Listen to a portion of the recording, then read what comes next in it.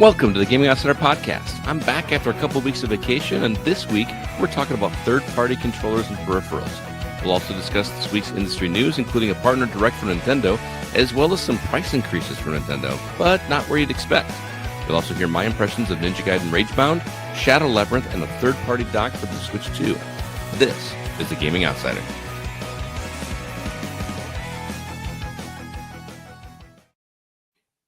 Greetings, programs, and welcome to the Gaming Outsider, a video game podcast with a focus on our incredible community, which can be found at thegamingoutsider.com. We also have a community at facebook.com/groups/the GoCast, and even a Discord server. You can find a link for that in the show notes of this very episode. It is Monday, August 4th. I'm your host, Scott Clark. I'm back, everybody. I'm back. And joining me are my good friends, Mr. Zach Parkerson.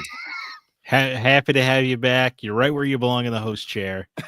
You see that excitement? I could never do that. No, you did. No. You did fine, man. You did very well. You know what fine really means? Is that you have feelings inside you're not expressing. Just saying. Well, that's if you say I'm fine. Anyway, also joining us, Mr. Jacob Gunderson. Jacob, how you doing, man? Ooh, so glad you're back. I'm glad you're glad I'm back. So yes, for those of you who are brand new to the Gaming Outsider, this is your first episode. I'm usually here in the hosting chair each week, but my wife and I went on a European vacation for a couple weeks. I did watch Euro Trip before I left in preparation. Oh, turns out, Jacob, he did know, actually. I did know. He did know. So it was a good trip, very fun cultural experience, not a relaxing vacation by any means, but I got to see some cool stuff. Got to see the Parthenon. How many accidental popes were announced while you were there? None. That was cool. We don't need no water. I love that movie never gets old. The movie's so good, man. It's so good. But anyway, thank you everybody for stopping by and checking in with the Gaming Outsider. We're going to be talking about the games we've been playing, the industry news, and a topic. We're going to be talking about third party controllers, because I actually have a third party piece of hardware we're going to be talking about a little bit later. But let's by the way, Chris Behrensmeyer unfortunately is not going to be here tonight. He is feeling under the weather. So it is just going to be the three of us, but we are glad that you are all here, especially those joining us on YouTube Live, joining in the conversation there. We are very happy that you are there. But let's talk about the games that we have been catching up on. Let's start with Jacob. What have you been playing, man? I've been playing a game called Incursion Red River. It's a indie game. It's in early access right now. I'm not even sure when it was released, but it's not been out very long. But you're a mercenary based in the Vietnam War, and you pick different sides to go out and do mercenary work for, and then you just it's an extraction shooter. So you pick up items along the way that are worth money, go back to home base, sell them off, upgrade your stuff, and go back out. I didn't know you were into extraction shooters. I played The Division. I never thought. I guess I never thought of. Yeah, the Dark Zone was an extraction. The Dark Zone was so cool. I never played the Dark Zone. I only played like the main stuff in that game. Can we get a Division 3, please, or maybe just? It is. It's on the way. Is it? Because man, they finally announced it. I think that was the last big game I played, like with the community, where we got together like each week and just played through that game so much. It was. I should just go back and do it because it's been so long. Well, the first one had such a good feel to it with the the winter New York, like depressed near apocalypse kind of setting. Right. Plus, it was like the whole pandemic thing before the pandemic made it. That's true. Right. It was on money, right? That's how they spread it. Yeah. It was a very cool concept. But anyway, back to Incursion Red River. Yeah, it's a fun little game. It definitely needs some work. There's a couple of things. I mean, I don't know how many people are working on it, but it's definitely an indie developer. So yeah, there's just a couple of things that need tweaking. But other than that, it's a great game. The shooting's good. The gun customization is crazy. I'm not even sure. Is it FPS or third person? Yeah, it's FPS. First person shooter for those of you who don't know what FPS is, but yeah. Okay, yeah. I feel like your thorough energy. If you're nerdy enough to listen to a video game podcast, I'm pretty sure you know what FPS stands for. The nerds that listen to this podcast are not nerdy enough. Okay. You say so. But yeah, the gun customization is great. While you're out there, you'll pick up scopes and grips and all sorts of manner of additions to your gun that you can just throw on. It's kind of like my kid said it was like Tarkov. I don't think it's as complicated as Tarkov. Well, or as Tarkov probably wasn't as unforgiving. complicated as Tarkov when it was in early access. Well, of course, but I'm just saying, as of right now. Is it so you said it's in Vietnam, but is it like during the time period of the Vietnam War then, or is it a Yeah. modern day? Okay. Yeah, no, it's of the Vietnam War. So I'm there's intrigued. It's kind of weird. So they don't have. I've added there's it like to my one- wish list. You've sold me already. Wow. Extraction That's shooter right, in you the like- Vietnam is it- War? Yeah. It's funny too because they'll you'll pick up like radios and they call them old radios, and they look like ham radios, and it's like, yeah, but these were of the time, so they weren't old then. Now they're Right. old. So why are you calling them? Yeah, that's anachronistic. Yeah, that's weird. Right. Strange choice. But you're digging it, huh? Oh yeah. I can't wait to. I was thinking about sneaking in a couple of. I would try. The world is open, or the map is open world, and there's day progressions and stuff. So I'm not at a level to have night vision yet, and so night play is very hard. You're kind of like it's dark. It's Wait, like they had night vision in the Vietnam War? I don't know, but I don't know either. there are night vision goggles in the game, so I don't know if that's true or not. But If only yeah. Tom Clancy were still alive, you could ask him. right, I mean, it was old. where's my Ouija board? It was Where's my- old night vision, right? Yeah. Put on your old night Yeah. vision goggles. It was just I put on glasses with candles on the side. My old thermal. I feel like yes, there was night vision But Vietnam era. yes, the after sundown, the game gets very because the enemies can still see you clear as day. They're like the AI is not diminished by nightfall. Oh, You, so on the this other isn't hand- you playing against other people. This is No, it's Oh. against the computer, and yeah. I mean, you can have other people in the game with you also playing in your lobby, but on your Um, team. but on your team. But yeah, the computers, I don't know. They see you through everything. It reminds me of Black Ops 1. Because Tarkov is you playing against other people. Yes, That I feel like that's a big differentiator between the. it is absolutely is. Well, I Does- mean, does- even with the division, Does Tarkov have like AI enemies you're fighting along the way, or is it just other players? I think it's just other players. Okay. That's how I remember it. But again, I've never played it. I just remember a friend playing it and him telling me Yeah. about it. He was super just- stoked about that game. But Just, Yeah, that's the appeal of Hunt for me is that there are AI enemies also, all over the map, so it's kind of an extra element of danger. yeah, Yeah. first time I experienced that was in Titanfall. They're like the Yeah, little Titanfall's fodder cool. enemies that you'd get on the way. Yeah. So let's talk about Titanfall for the next hour. Oh man, I've been going through this thing where I'm going to talk about it in my games. Is like I kind of want to go back and play games that I liked a lot in the past instead of always playing something new. Sure. And Titanfall 2 is one of those that I'm like, it's on Game Pass. I think I already own it digitally anyway. I would like to go through and play through that campaign again because I think I played through that like the first week it came out, and I've never touched it since. And that's been what now? It's got to be like 8-9 years. It's been Yeah. a hot minute. So it would feel like a new game for me. So I want to go back and just start doing that. And speaking of, that's what I did when I was on vacation this week. I loaded my Switch 2 with a bunch of games that I wanted to play for me instead of just something that was planned for review. Not 100% true because I did play something on my Switch that is for review, but I played through the entire first Shovel Knight. while I was on Really? vacation. Yeah. We had one day on the cruise because part of the vacation was on a cruise. We had one day that there was no port. That was just what we call a sail day. And I spent that sitting there in the solarium, just staring out at the ocean with my Switch 2. I was that guy. Yeah. Well, I think you call it we call it a sail day. It's like you're big in the cruise industry. Right. They call it a sail day on the little That's thing. just funny. But you beat the entirety of Shovel Knight one sitting? No, I did a little bit on it. Like before I left, I played like the first level, like and not even like the first level, but the first like intro level. Mhm. Like but then I pretty much. It's played called the a whole game. tutorial level. Yeah, sure, okay, but yes, then I basically played the whole thing. It was like 5-6 hours, something Oh, like that. that's super cool, dude. That's a great way Yeah. to spend a day on the sail. Was that a deck. boat joke? Shore? Don't you ever forget. And then I also played a bunch of Rogue Legacy, which, as you guys know, is one of my favorite. That's the game that got me into roguelikes. Yeah. And Got those? I'm 3 bosses down of the first 4, and I've just been kind of grinding my way through that because that game is just so much fun to just see how far you can get on a run, and even if you lose, you're still going up in stats somehow. I just love that loop. You didn't play the second one?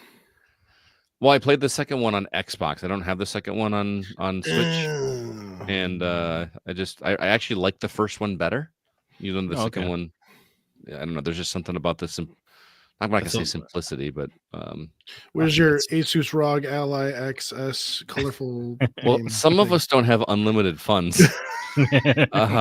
So and it's a little bit different, but anyway, that's what I've been catching up on. How about you, Zach?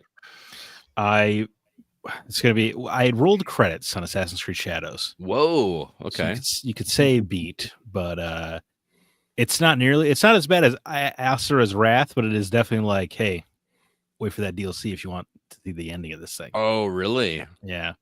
And that's not out yet, is it? Rude. No, it comes out September. It is free to anybody that pre-ordered it. Okay, hey. I don't know. If you pre-ordered it, it's free.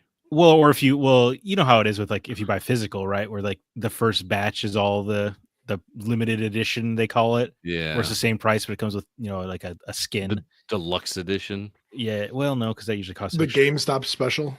Yeah. Let's call it the GameStop pickup special. Okay.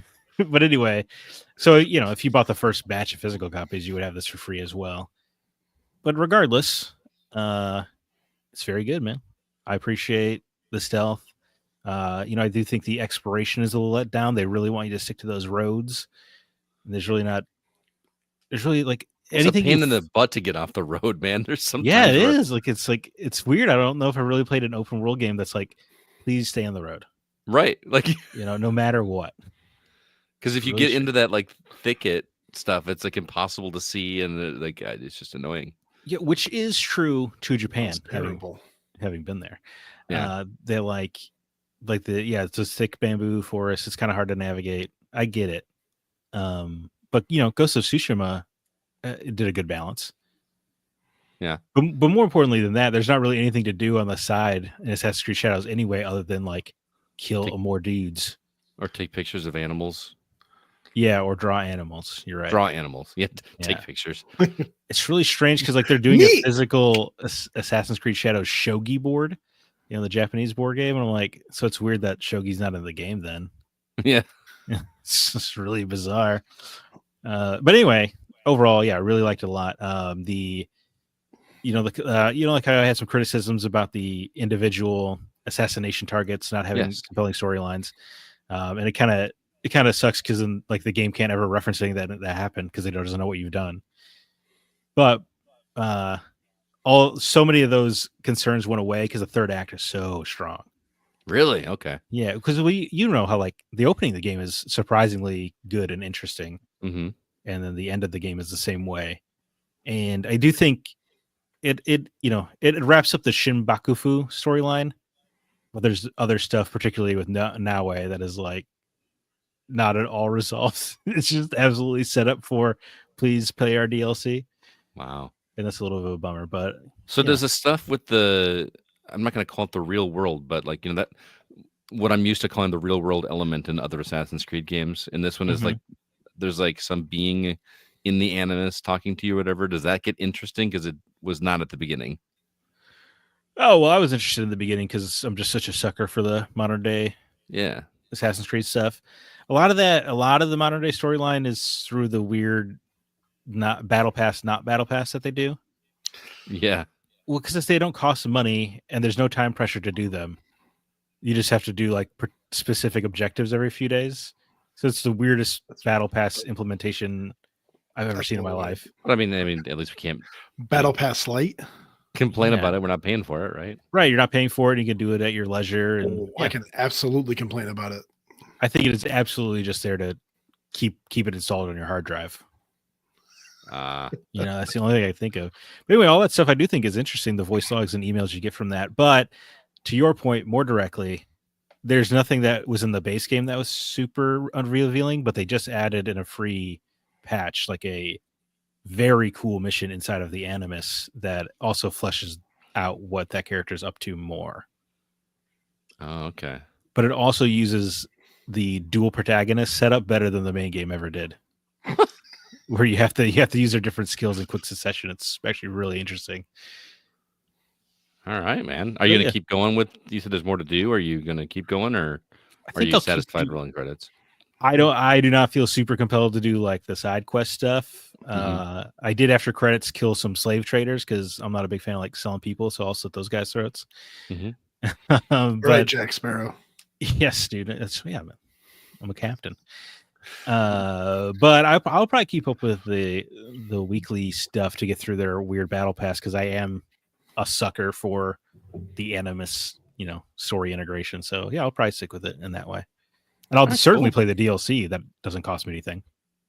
Absolutely. I mean, why wouldn't you? Yeah, it's very strong. The stealth gameplay is strong in Assassin's Creed Shadows. All right, and also the three of us sat down with Kevin and played some Baldur's Gate 3. You got an update on that for our listeners? Yeah. Skip ahead if you don't want to hear any of those spoilers. Yeah, we played some Baldur's Gate 3. I was happy to have you back, Scott. Mm-hmm. You were absent the past week. You didn't play with my character. You played with Shadowheart while I was gone, right? Yeah, I played with Shadowheart while you were gone. Yeah, I played with the whole thing of it. Yeah, I played cleric. I feel like I did okay, so that's good. Use I forgot what's the spell I always use. Summon the spectral weapon spell. The shield. Shield of Faith. Shield of Faith. Yeah. He'll cast Shield of Faith every turn. This guy. Oh. Sometimes it's all I have. Like I don't want to give you. I can't heal you, so I might as well buff you. It's a spell slot, isn't it? It is. Right. Don't waste a spell slot. And then do what? Attack? Something Get yelled at for you guys for attacking? No. Like we understand if it's everything I do is a spell slot, man. That's not true. You have cantrips for a reason. I have one cantrip and it's invisibility. Oh. No, you have one cantrip and it's guidance. Guidance. There you go. Would help people on their next turn. But that's only for things outside of combat. That's like if you're doing ability checks. Oh, yeah. I don't think I need your help in persuasion, okay? By the way, I'm getting that stuff. Holy cow. You got a lot of bonuses. Persuasion. Bonuses. You had one that was like 32. Do you get all your bonuses? You got to roll out against a 10. Yeah, I think I passed. What did we do? We cleared a mining cave in. Oh yeah, by setting up a bomb. By throwing a not lit torch. Chucked an unlit torch at, and it blew up. That was pretty funny. I thought for sure it was just going to dink right off of there. But it worked. We killed the character named Far. The opposite of Nier. Are we just playing? Is it opposite? No, I was hoping how hard you guys it was for me, by the way, while we were fighting that guy, to not be like, "Hey, Zach, his name is Nier." I mean, the first time they said it, my ears definitely perked up. I was like, "What's going on?" It seems like an important storyline. Wasn't spelled the same, but still. Yeah, it still brought my attention. But we got some rebels. Well, I guess they're technically rebels, even if they were also a-holes. We got them on our side. Stupid easy. Like that fight was not a problem. Well, I was kind of scared to fight that guy because he seemed a little intimidating the way he was talking to everybody. But then there were a lot of dudes on our team. Mm-hmm. We had when we fought him on my first campaign, I don't think we had those partners. It was much more difficult. We had 6 Dwagar on our side. Yeah. But and Kevin did that awesome whip move, right? Where was that Kevin? Who pulled the guy down off a ladder, knocked him down, made it easy to shoot him, and the guy got up. He's like, "Oh man, I gotta get back up that ladder." Just instantly ran back up the ladder. What are you doing? That was pretty funny. But yeah, we had so much fun. I'm gonna do it again. Beat the absolute hell out of Nier. Hurt my heart, obviously. But we took his head back to the mushroom people, who I am best friends with now at this point. Yeah, and then I don't remember seeing it in my playthrough, but Nier's head already started sprouting flowers on it. Yeah. Or whatever. And my name got upgraded to Life Chanter from Peace Springer, Life Chanter, and then they had a little dance party for me. 3 titles deep. Yeah, man, I feel good. I feel like I'm one of the mushrooms myself. Zach, I gotta tell you, after we did that, there was a moment where you said that you just wanted to kind of sally forth into the second act because we had the ability Act 2, right? Because I found an elevator that apparently means Act 2. Right. Hell of an elevator. That's a lot of pressure on one elevator. And we kind of had this unwritten rule that like we don't tell Zach anything. Like we don't like guide him towards anything, except for the one exception was the dude with the windmill. We wanted you to see that just because. Oh yeah, where even, you like, flug him in outer space. Yeah, but you were ready to go, and I wanted so bad to be like, no, dude, we have to go fight this one boss first. You have to see this boss fight. The Forge fight? Yes. Oh, so I did go there without you directing me. Well, Right. I guess you guys mentioned that the Forge is important, but I had an epiphany when I went to the bathroom, which was, oh yeah, we never got across that bridge. Right.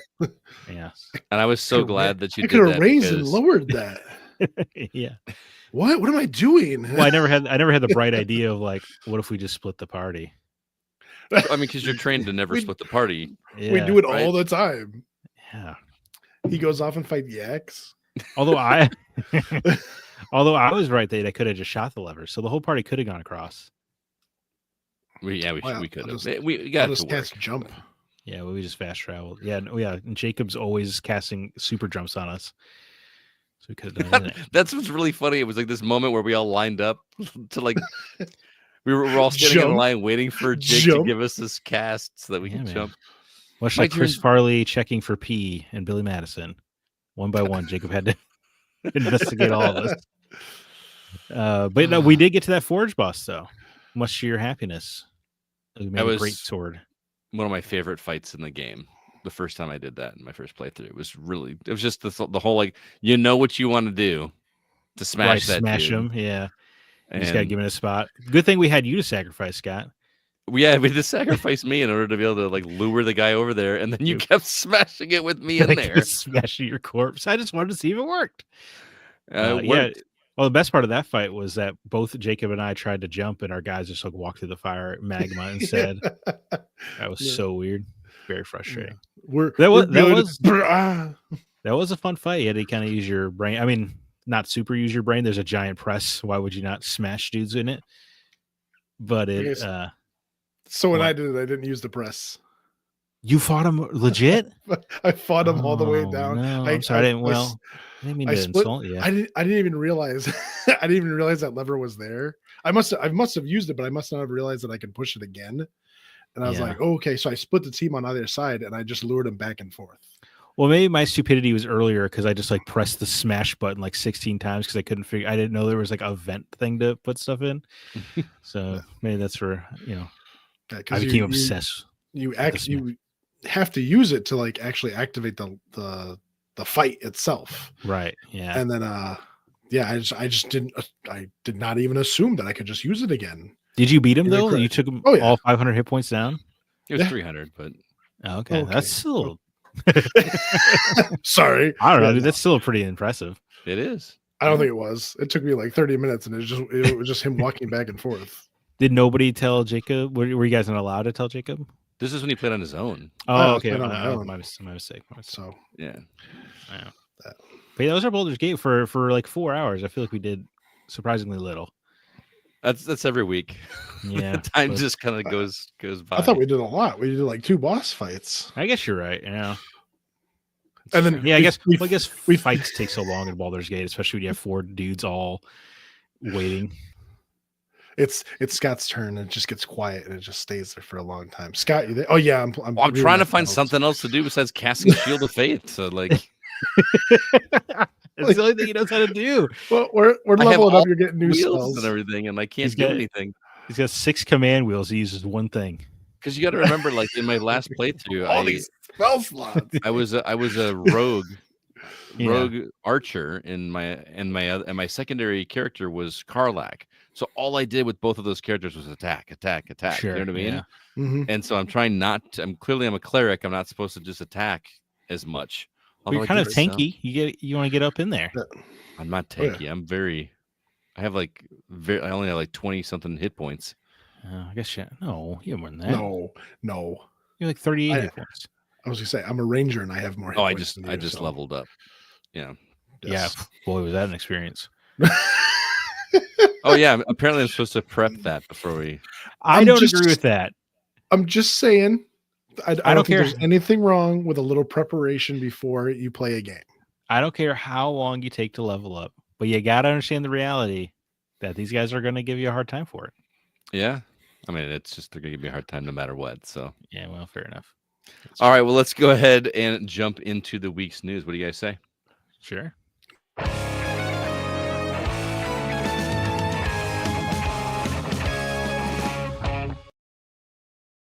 All right. The only thing we got on the site this week, because Mark, our news editor, has been on vacation himself. So not a ton on the site, but Agefield High, which is a spiritual successor to Bully, is coming to PC and consoles. You can read all about that on our website. Nintendo had a partner direct this past week. Lots of things to talk about there. Also, THQ Nordic had a showcase with a lot of things that don't interest me, but one thing does. But I think there's something more for you guys.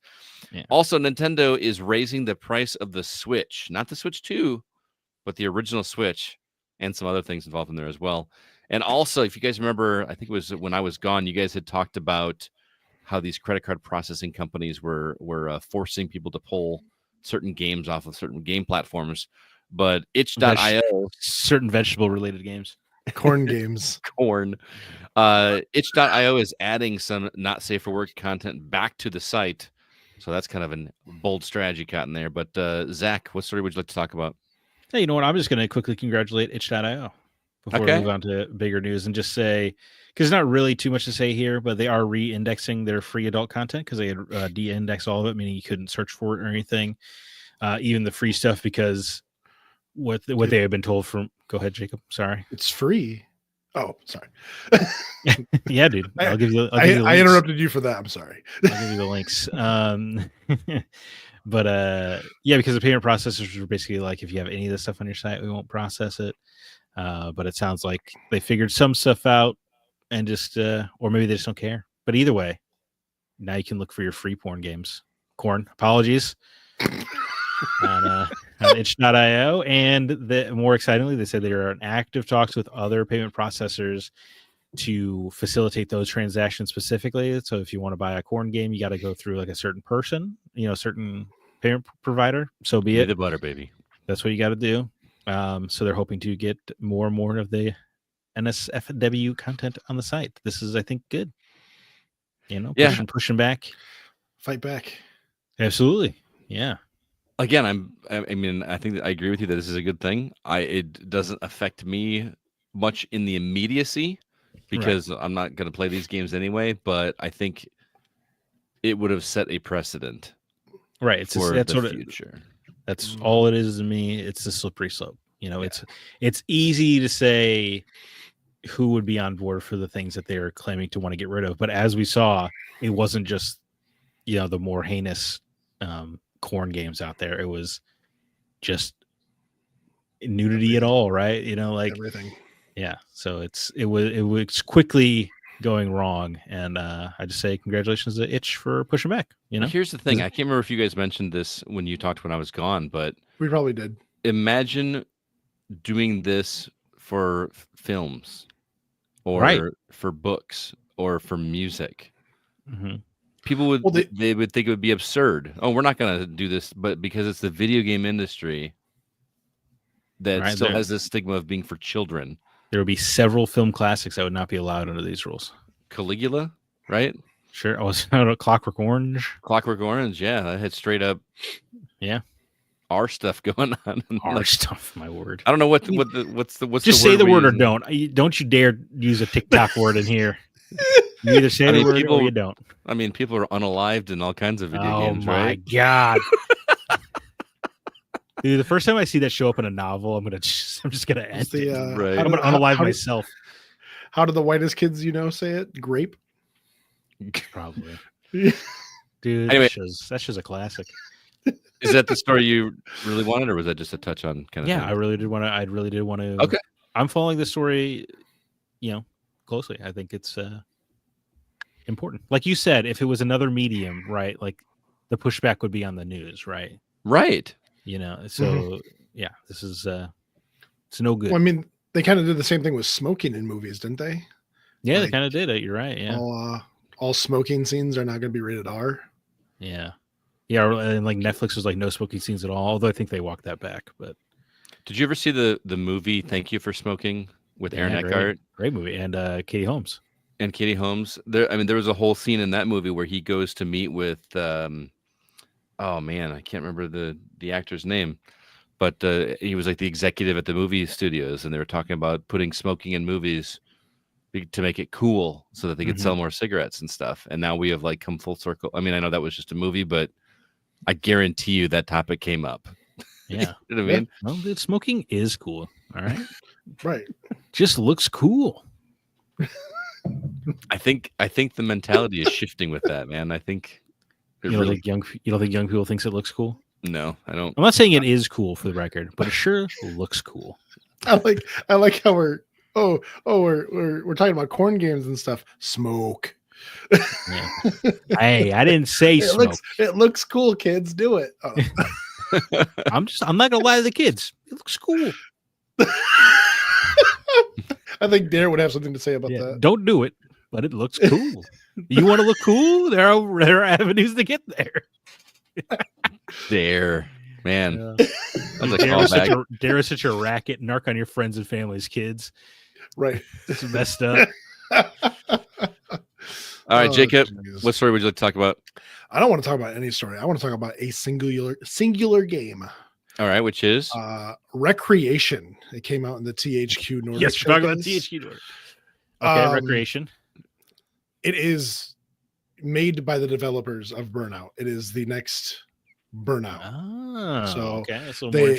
It sounds like it's going to be an open world race car game with crashing and stunts and stuff that you can build your own racetrack. We should clarify to our listeners that recreation is spelled with a W, like wrecking your car. Recreation. Right. Yes. From the same publisher as Wreckfest comes Recreation. Yes. I miss Burnout. So. If you watch the trailer of this, it it looks just like Burnout, and I'm going to get that thing. I'm glad you did that, because I watched the showcase and I saw Recreation. I was like, yeah, it looks neat, but then I thought it was like a spin-off of Wreckfest, and for some reason I was like, I don't care. But hearing it's Burnout-esque. Yes, that's intriguing. I don't know. I think it looks cool too, with like, as you can see the track in the background, because our tracks are not like real tracks. They actually do loops and hard banks and everything. You kind of see that in the background. Looks like a Trackmania kind of thing. Yeah.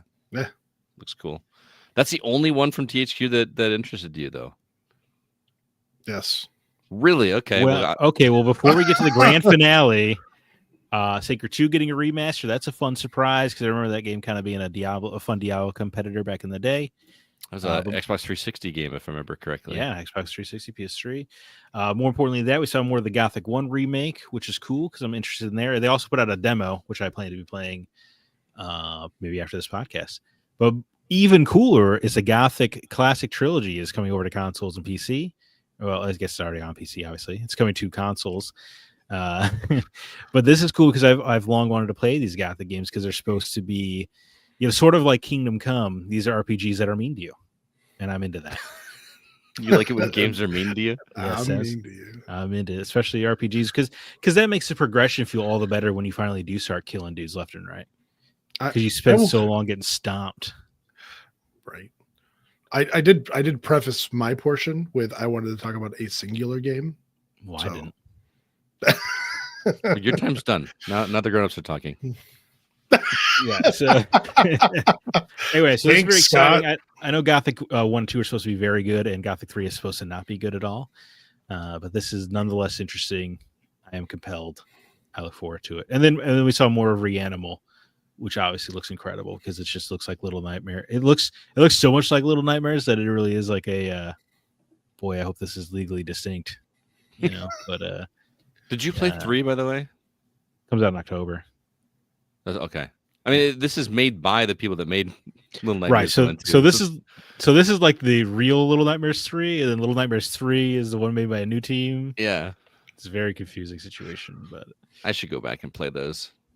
Dude, oh my god, they're so good. Second one's great. Jacob, shut up. Learn to have some fun.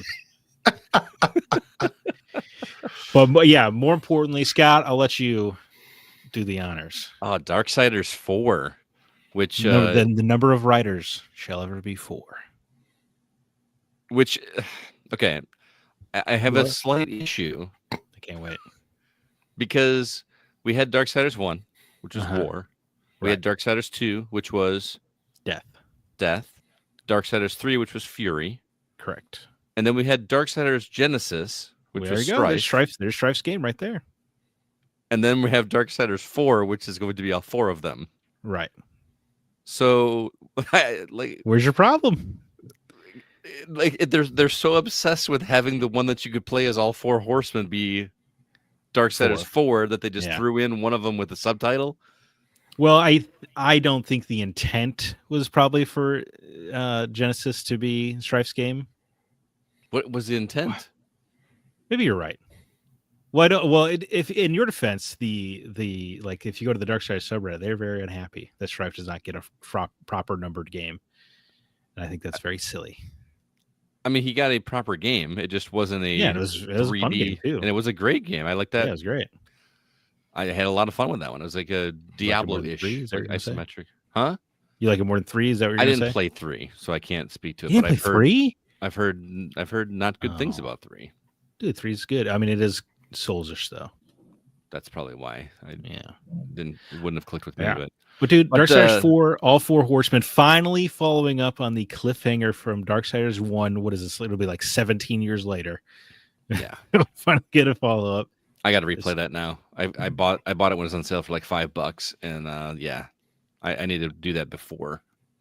I appreciate THQ knows how hype the last cutscene of the first game was, because this is just the same lines. You know, that's is it? Yeah, with the no, not alone stuff. Well, and it's clearly feels like it's going to be focused on war.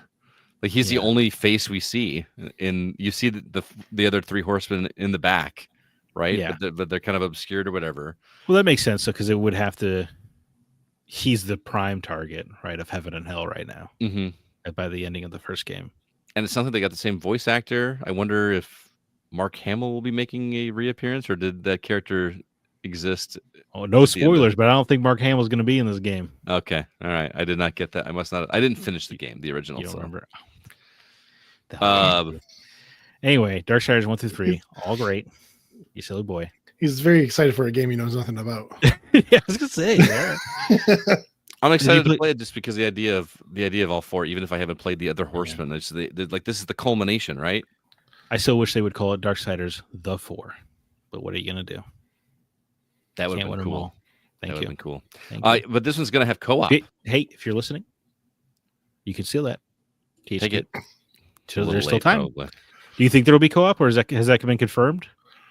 That's what I read. I read there was co-op up to 4 people, and then each person can pick a horseman.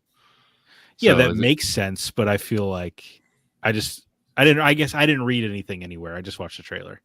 Oh, okay. So I trust your information.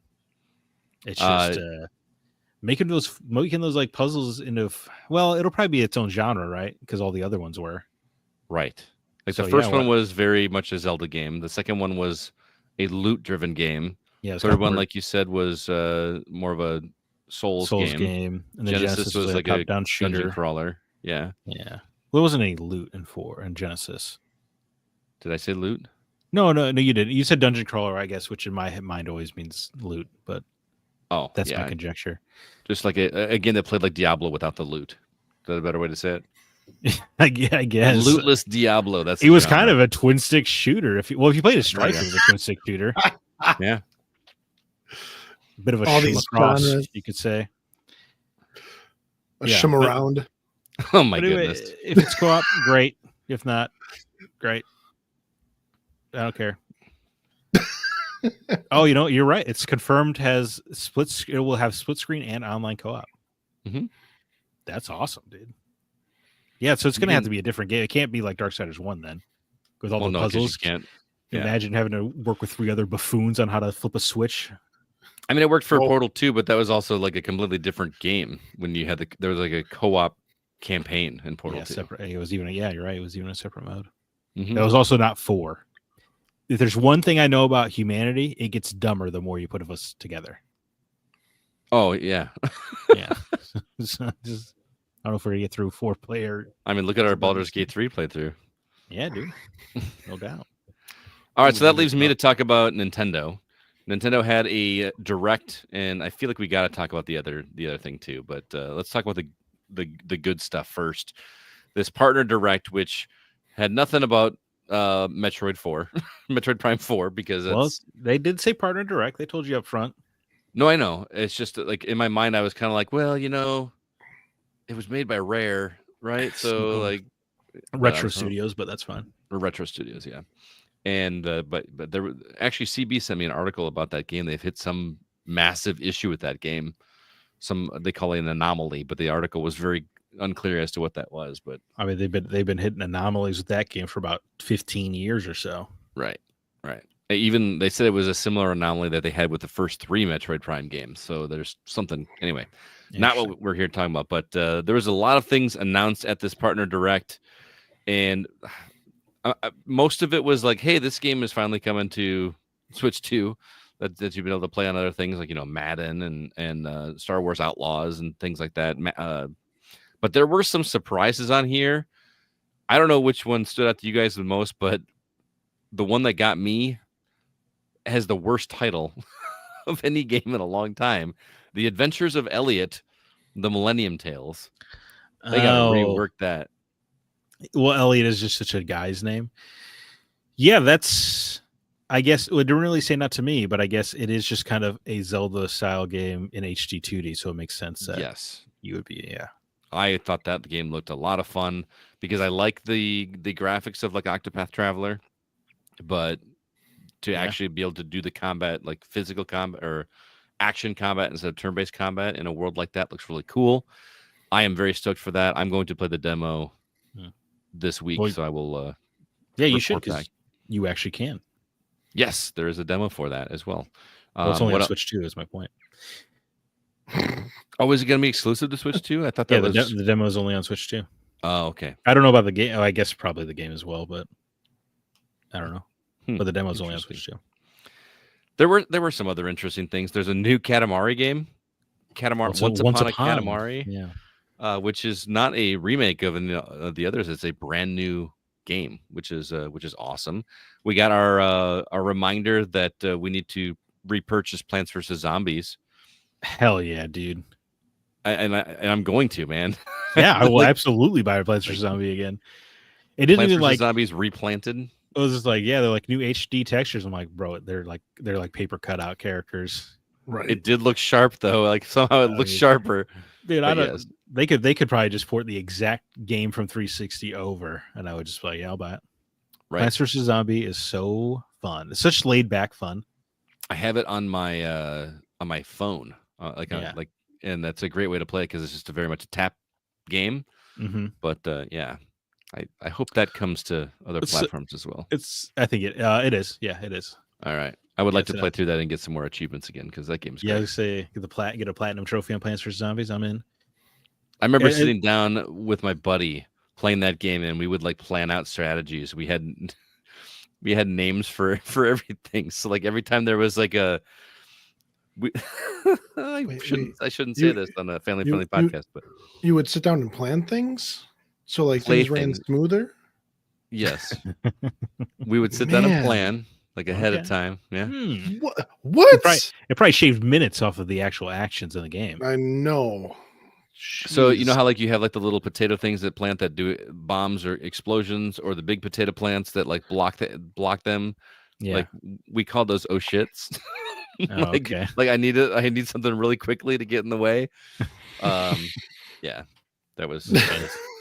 I like the freeze plants. I remember those little freeze pea shooters. Oh, dude! And when I played Plants vs. Zombies, I was so OCD about lining everything up and being symmetrical, and like it was. Oh. Well, I understand the back row is always sunflowers. Yeah, absolutely. Ooh. Is there any other way to play that? I don't think it can't be, right? Sunflowers up front. That's madness. You're asking for trouble. By the way, I love the little trailer they put together with this. It almost like a Wallace and Gromit style stop motion. Mm-hmm. I don't know how it was really fun. Zombie busts in the door and Dave like hands the zombie a controller. Now comes with co-op. I thought that was pretty clever. I also remembered his name was Dave. Yeah, he's such an insignificant character. Crazy Dave. He's at the beginning of. You're right, level. Crazy Dave. Yeah. Yeah. I just meant I guess I just don't think about Dave in association with Plants vs. Zombies. But it's nice that they're remaking the first one because that's the only thing that's ever mattered in that whole franchise. Yeah, 2 was free to play and just didn't work. And then Yeah, they really wanted to nickel and dime you. And then the other one was like a third person tower defense shooter. Oh yeah, they had 2 Garden Warfare games, Garden right? Warfare. Yeah. Yes. Yeah. I never played them, so I can't really speak poorly of them, but it just was not what I wanted from that franchise. Right. Let's see what else. Persona 3 Reload. I think that's cool. That's JRPGs are a great fit for handhelds. Well, it was interesting because Persona 3 is getting pulled from Game Pass, and now we know why. Because it's coming to Switch, and they want people to. I don't at all understand the correlation, my friend. Because if someone has a Switch and a Xbox, and they want to play this, I guess they're not going to buy it on Switch if they can go play it on their Game Pass subscription. I think you're underestimating. I mean, yeah, I think you might be overestimating the pull of Xbox's ability to get JRPG players. I do have one. There's one game on here that I think is really ridiculous, and I may be in the minority here, but Chillin' by the Fire might be the most ridiculous concept for a game I've seen in a long time. I certainly did not care about it. They spent a lot of time talking about a game where you literally stack wood and blow into your Switch controller to start the fire. And then you can like meet up with your friends and sit around the campfire, which looked really creepy. More floating heads by the campfire. Yeah. It looked really off-putting. Anyway, this will probably sell millions of copies because some Twitch streamer is going to play it and have fun. You're like chuck logs at each other. Stack wood. Yeah. And then Chronos: The New Dawn, which is from Bloober Team. Oh yeah. This game gave me some serious Dead Space vibes. I really am excited for that game. Yeah, looks good. We got a lot of good horror games coming up. Mm-hmm. Chronos, Silent Hill F coming out. And then the last one that seemed interesting, which is I'm only mildly interested because I didn't play the second one, but Octopath Traveler 0 was the closing game in this showcase. And again, didn't play the second one, so I should just go play that instead. But there is one shot in this trailer that looked really intriguing to me. It looked like a boss battle where your characters were on a cliff and they started at one end of the cliff and the camera pans back and you have like a party of, I don't know, 30 or 40 people. and then all the stats for these characters popped up in the upper right-hand corner or for at least a few of them. I just want to know how that's going to work. Because if I'm in a battle where I don't know, am I controlling all 40 of those characters or I don't know. It just sounds crazy and I want to see how that works. You just got to hit the auto button. It's going to be turn-based or it's going to be like Pikmin. Pikmin will be fun. It'll surely be turn-based. You're not jazzing for Hyrule Warriors Age of Imprisonment? Well, this is another Hyrule Warriors game and I got the last one. I got one of those crazy weird pricing error things on that game, if you remember. So I got that game for like $4. Oh, nice. And I felt like I overpaid. So like it just I'm not gonna get too excited for that. I mean, I'm gonna have to. You're gonna buy a copy, obviously, for yourself with no intention of playing it or unwrapping it. I don't know, man. Like I didn't buy a physical copy of the last one. Really? So, yeah. So you're a fake fan? Look, if I bought it, you would make fun of me for buying a game that I'm not gonna play. Yeah. If I don't buy it, you're gonna make fun of it and say I'm not a real fan, so I just can't win. So damned if you do, damned if you don't. Yeah, exactly. There's one way you can win: buy it and play it. That's so true. Then you'd be like, "Oh, there's Scott playing games that he doesn't enjoy just because it's Zelda." See? Well, that's fine. I respect that. I would lose. No, I would respect that. You're a Zelda guy. CB's out here playing every Alien game under the sun. Doesn't matter how wretched they are.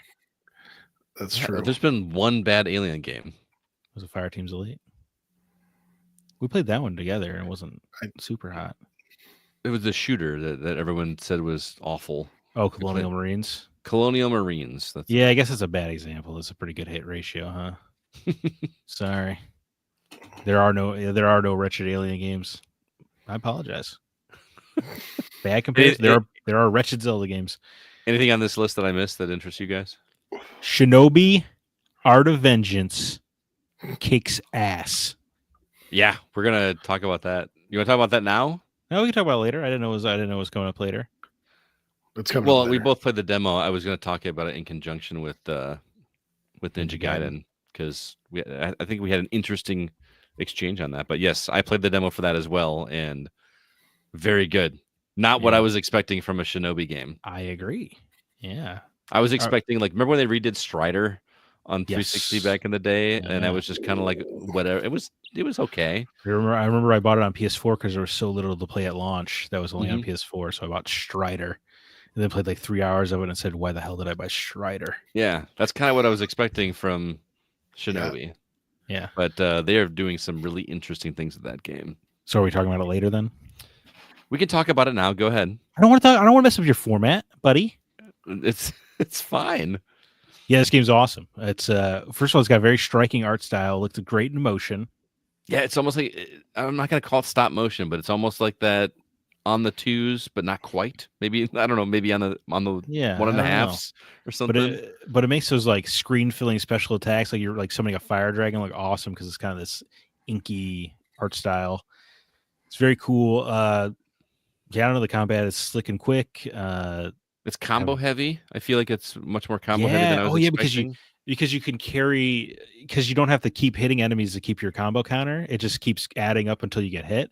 Right. Well, you can get different perks for holding a different combo counter. So you're like, you're incentivized very nicely to try not to get hit.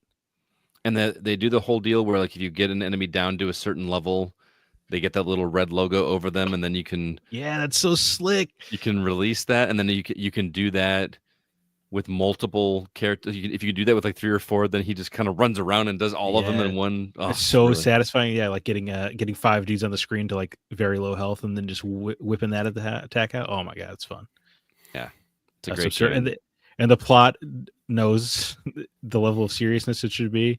You just got like military dudes trying to kill a ninja clan because that's the only thing stopping them from global domination of this corporation is this one ninja clan. So they gotta wipe them. They gotta wipe them out. Okay. Joe Musashi, every single time, every cutscene.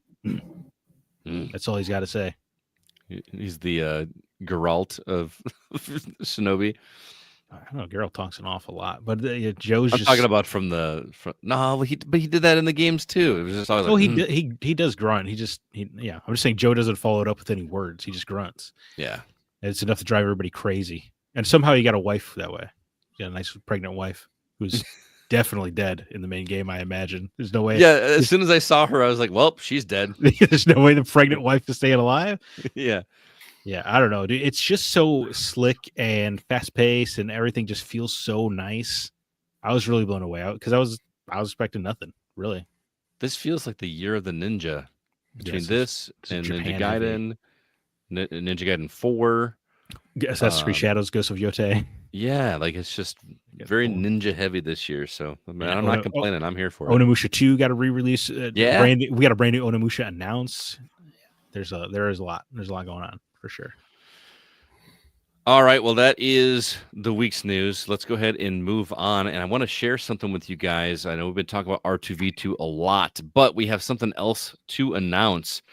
This is brand new. I have not unveiled this on social media or anything, but we have an opportunity for you guys if you would like. Zach and I are going on a vacation together next summer. It is, what do we say? Just he and I, guys. Finally got him. July 19th through the 26th. We are going to be taking a cruise to Alaska. Takes off in British Columbia, Vancouver, British Columbia. This is actually put on by the Hollywood Outsider, one of our sister podcast and good friends of the show. They call it the Ho Cruise, as in Hollywood Outsider, not something dirty.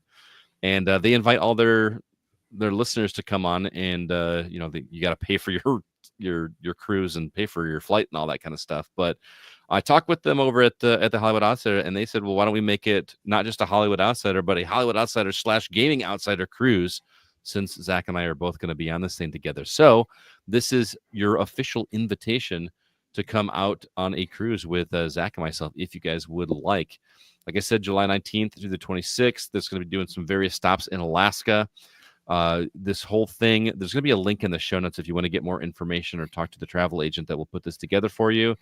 It is going to be a lot of fun, and we would love it if you guys would all come out. So the Hollywood Outsider / Gaming Outsider cruise I will post on the socials this week with the links, but like I said, it will be in the show notes. We would love it if you guys all came out. It would be super cool to just like hang out, and I'll tell you, cruises are pretty fun. Don't let the shark haters scare you away from it. Me, Scott, Sharks. and unlimited alcohol.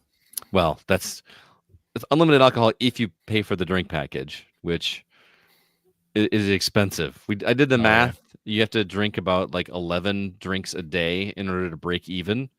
Really? Yeah. Okay, never mind. Not worth it. Not unlimited drinks. So one drink an hour. That's not how days it does include coffee and includes soda and all that kind of stuff too. But yeah. So this last cruise that we did, I did not do the drink package because it was my wife and I, and she clearly, like, if you have a person in your stateroom, you have to have it for each of you.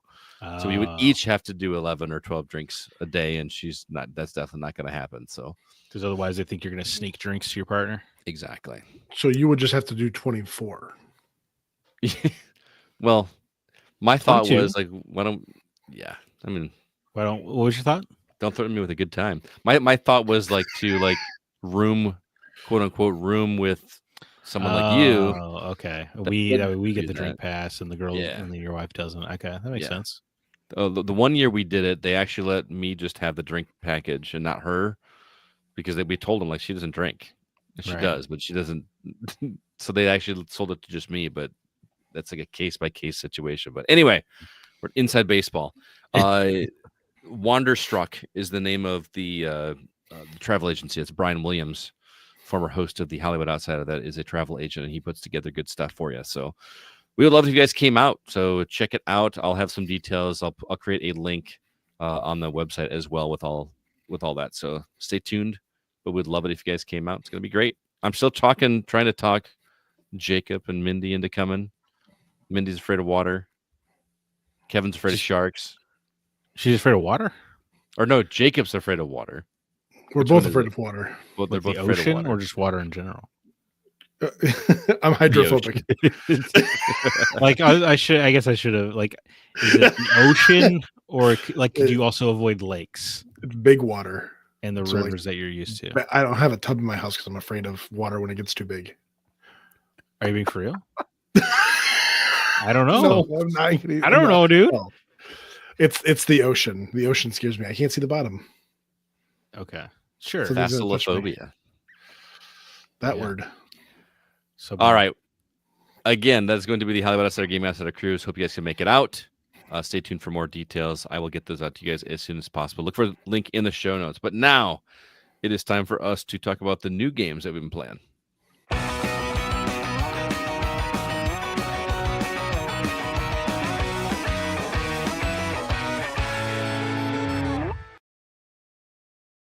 All right, Zach, I'm going to give you time to tell us what games are coming out, but I don't feel like it even matters. There's one that I think we all want to play. August 8th sees the release of Mafia: The Old Country on PS5, Xbox Series consoles, and PC. August 12th sees Echoes of the End coming out on PS5, Xbox Series consoles, and PC, as well as Senua's Saga Hellblade 2 finally making its way over to PlayStation 5. On August 14th, Madden NFL 26, the former kickoff of video game season, the Madden franchise, but now it's year-round, obviously, comes to all consoles except for Switch 1, and also on PC. Additionally, on August 14th, sees the release of Midnight Murder Club on PS5 and PC. Drag Drive on Switch 2, finally another exclusive there. Is it just Drag Drive? I thought it was Drag and Drive now officially. It is Drag and Drive. Drag Cross Drive. Comes out on Switch 2. Warhammer 40,000 Dawn of War Definitive Edition, a remaster of the original Dawn of War, comes to PC. Dorf Romantic is a calm puzzle game. I feel like came out years ago on the Switch, but it's finally coming over to PS5, PS4, Xbox Series consoles, Xbox One. And then Dice Gambit, which I only put on here because Scott loves dice, is coming out on PC. Jacob, what game on this list most intrigues you? I just have one question. Do I have to play the other 25 Maddens to know what's happening in this one, or is it kind of self-explanatory? We got one of these guys on here, huh? Yeah, I know. Actually, I'm excited for Drag and Drive. Really? Drag Cross Drive. Drag Cross Drive. Drag X Drive. Yeah. Drag Twitter Drive. It is. Drag Twitter Drive. That's what I'm calling it from now on. Drag Twitter Drive. It is the wheelchair basketball game, and it uses the mouse functions of the Switch 2 to actually maneuver around and the motion controls to throw. So there's not a lot of buttons happening. So I'm glad you're optimistic for that game, man, because I think that game's gonna be terrible. It's gonna be interesting, but I would definitely like to give it a try. I appreciate your optimism. Yeah, I was not expecting that. Well, what about you, Scott? What did you think we were going to say?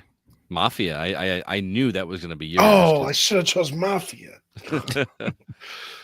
Mafia definitely looks really intriguing. I mean, how often do we get a AAA 12-hour single-player experience? Right, at a discounted price, which is nice. Yeah, so that. But also, I want to say, don't sleep on Dorf Romantic. I played that on Switch. That game is really fun.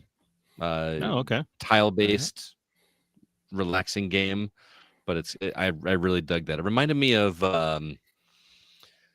what's that board game that we play, Carcassonne? It kind of reminds me of Carcassonne, but it's not exactly the same mechanics. It's very much a single player experience, but I got the same I don't know, dopamine hit from when I played Carcassonne. I love that game. You guys want to do that? I would play some Carcassonne online. Sure. I thought you were thinking of Catan. It looks like Catan, and because Catan is very much like hexagons. So this feels like if Carcassonne were hexagon. So you did the hand motion. I thought he did. Well, he was in Italy. I don't know if you heard. Right. He's rubbed off on him. Speaking of Italy, I didn't. I told you, Zach, but I didn't tell Jake. I went to like one of the in the Vatican. We went to, was it St. Peter's Cathedral, which I recognized instantly from Assassin's Creed 2. Isn't that awesome? That was really crazy. Like they even had the little hanging bar in between underneath the stained glass windows that he swung from. Right, Scott was just pointing at things and telling his wife, like, Ezio jumped off there. I know, and she thought it was a total nerd. I was like, you don't understand. Like I've been here. I've been here so many times. I've touched that. It gave me a much deeper appreciation for how much goes into those games that like we just kind of took for granted. That like, this isn't just how they imagined it. They actually went there and modeled the game after this stuff. Well, yeah, I know, but it's just about like Notre Dame. But it's just something that you don't like think about when you're playing it as much, and then all of a sudden I'm seeing it in real life was a cool experience. Anyway, when I was playing Assassin's Creed Shadows, I was exploring a shrine. I was like, dude, I've been to this shrine. I know it's around that corner. Yeah, that's awesome. It's pretty sweet. Anyway, sorry for the derailed, Zach. Yeah, absolutely. It's Mafia: The Old Country. I can't wait. Stoked to replay all the other Mafias. Getting ready for this one. Can't wait. Looks great. I do think Echoes of the End looks pretty interesting for a AA game. It's got a lot of cinematic storytelling energy you don't normally see out of a lower budget game. Mm-hmm. But sorry, Echoes of the End. I'm going to be way too busy doing crime in Sicily. Only for 12 hours. That's like a day. Yeah, I understand. We play. Yeah, I know. What are you going to do with the rest of your week? Play Mafia: The Old Country again. Again? Dude, you know what I used to do? We used to beat games, and they were so good that occasionally you'd replay them because they were so easy to get through. No. On to the next one. On to the next game. I have other things to conquer. Yeah, 1,200 more hours of play or whatever you Carcassonne. do. There is one instance where I beat a game, rolled credits, and immediately started a second playthrough, and that was BioShock Infinite. Oh, interesting. I remember I did that for Star Wars Force Unleashed. I remember. Man, I want to take like an entire summer and play nothing but old games. Like I just want to go replay these games that I love so much.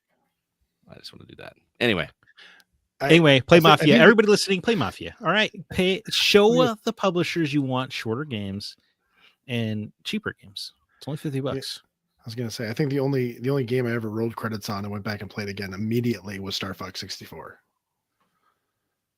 I did that with Star Fox 64 too. Yeah, it's so easy. Resident 4 is the other one I remember doing that for, but that game's designed to play again right away. Plus, I was up drinking a ton of Mountain Dew with my buddy Chris. We had a lot of Resident Evil to play. Resident Evil 4. Oh man, for me it was Surge. Oh yeah. Well, that's a heart palpitation at 13. What are you doing? Oh my god, that's That so was- much that was Surge. back in like the 80s before it was outlawed. I think Surge was 90s. You would remember. Yeah. Remember they brought I can't Surge, trust him. He was so hopped in on Surge in the 90s. I don't know what's going on. remember they brought back Surge like about 10 years ago? Like you could I buy it know, on I feel Amazon like- for a while. Yeah, I remember that. And then I just never heard back from it again. It tasted, and then they were serving Surge at Burger King, like on Yes. like draft. And Did they it was, lower the caffeine content or something?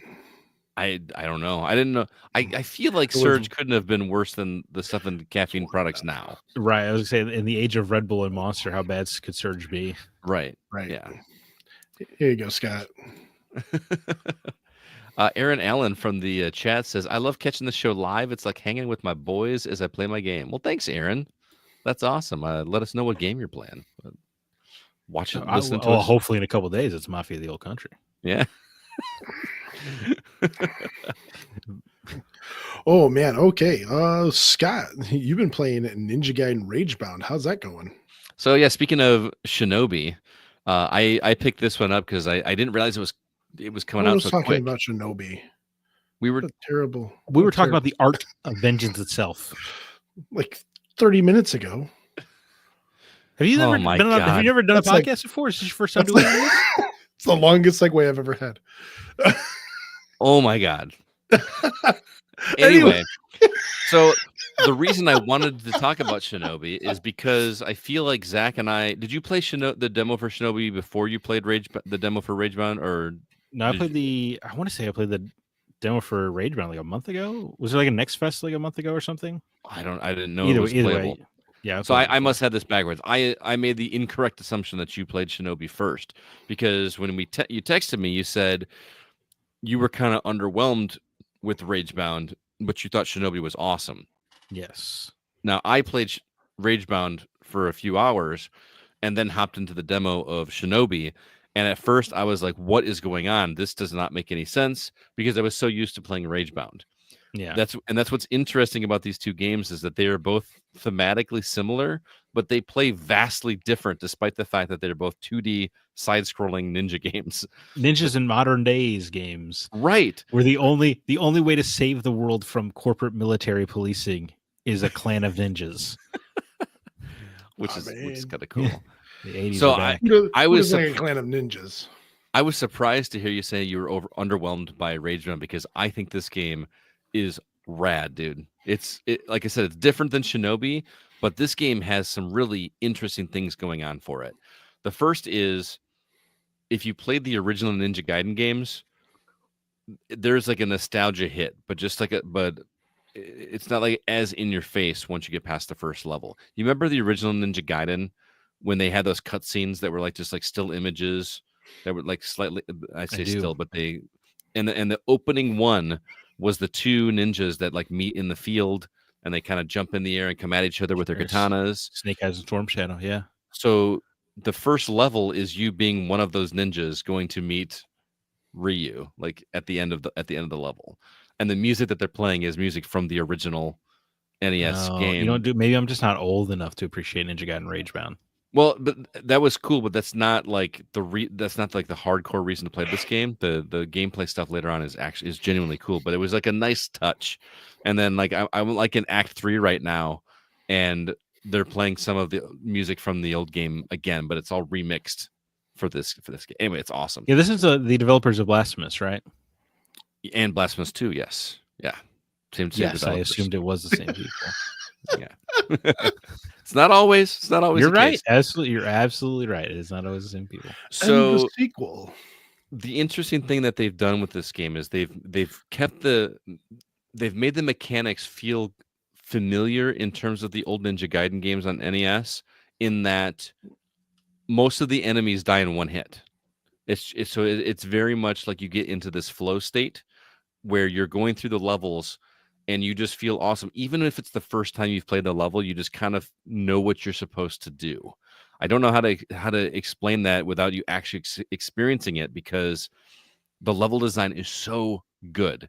There's this mechanic in the game where there are heavy enemies that do take more than one hit to take down. However, nearby there's almost always an enemy that has this glowing thing on it, and if you hit that, your next attack is going to be a hyper attack or whatever they call it. So part of the flow is seeing that there's a big enemy coming up, looking for where that enemy that you need to attack to, increase your hyper charge meter, and then attack the enemy is just really cool. It's just such a very cool feeling of everything being one hit. I don't take one hit. I take more than one hit, but you're just constantly moving forward, and it's great. On top of that, the way that they do this story and introduce everything is really cool. And I'm just gonna I want to tell you what it is, because there's actually 2 characters you play as. Did you get that when you played the demo? No, Zach? I don't think so. So there's a second character. You start playing as you're not playing as Ryu, by the way. You're playing as another character. Do you play as Ryu later, or does that be a spoiler? I guess I haven't played Ryu yet. Okay. So, but I'm only in Act 3. Don't know how many acts there are. Because that the Ninja Gaiden 4 is also not you playing as Ryu. So it's interesting that Ninja Gaiden is finally coming back, but you don't get to play as the dude. That's a good point. But you start playing as this other dude, and you run into the other character, which is this female character that's part of the Black Spider clan, which are the enemies of the Hayabusa clan, right? So you come across her, and then it goes back to the beginning of the game, and you play through the same timeline as that secondary character, and she has a completely different move set. So her mechanics are she fires projectiles, whereas the other ninja, I want to say his name is Joe as well, but I can't remember if I'm just Joe Hayabusa. And so he's very much, the katana blade, she's projectile. So then you go through and you play the game up into the point where she meets the other Hayabusa character, and then something happens and they meld together. They become like infused together, and the rest of the game, you now have the ability of. It's called marriage. I was thinking more along the lines of something that might be on itch.io. No, but like you become infused with her, and so now you have the ability to not only use the katana, but you can also do the projectiles, and it's awesome. Is it like a Dragon Ball Z scenario where they become one being that has mixed aspects, or are you swapping between them? It is you are playing as the Hayabusa character, and every once in a while, the female character whose name is escaping me right now. Right, because you don't like women. What? I didn't remember his name either. Joe, maybe? Yeah, that's true. You're right. You know what? Yeah, they're all just ninjas to you. He's the opportunity ninjas. So every once in a while, the female character like comes out, and she's like in a ghostly spirit, and has a conversation with you, and then she melds back into you. You got the sword guy, and then you got the dark girl, and they're just like whoop, together. They're and then called you can do kunais, but yes, the dark girl. Boy. Aren't you happy to come back, Scott? Oh my gosh, hearing you guys just rip on me the entire time. Only one time did you guys like do the Scott old man voice. I was pretty pleased that they're all ninjas. I can't tell them apart. Anyway, the ninjas look the same to me. So then once you get, oh my god,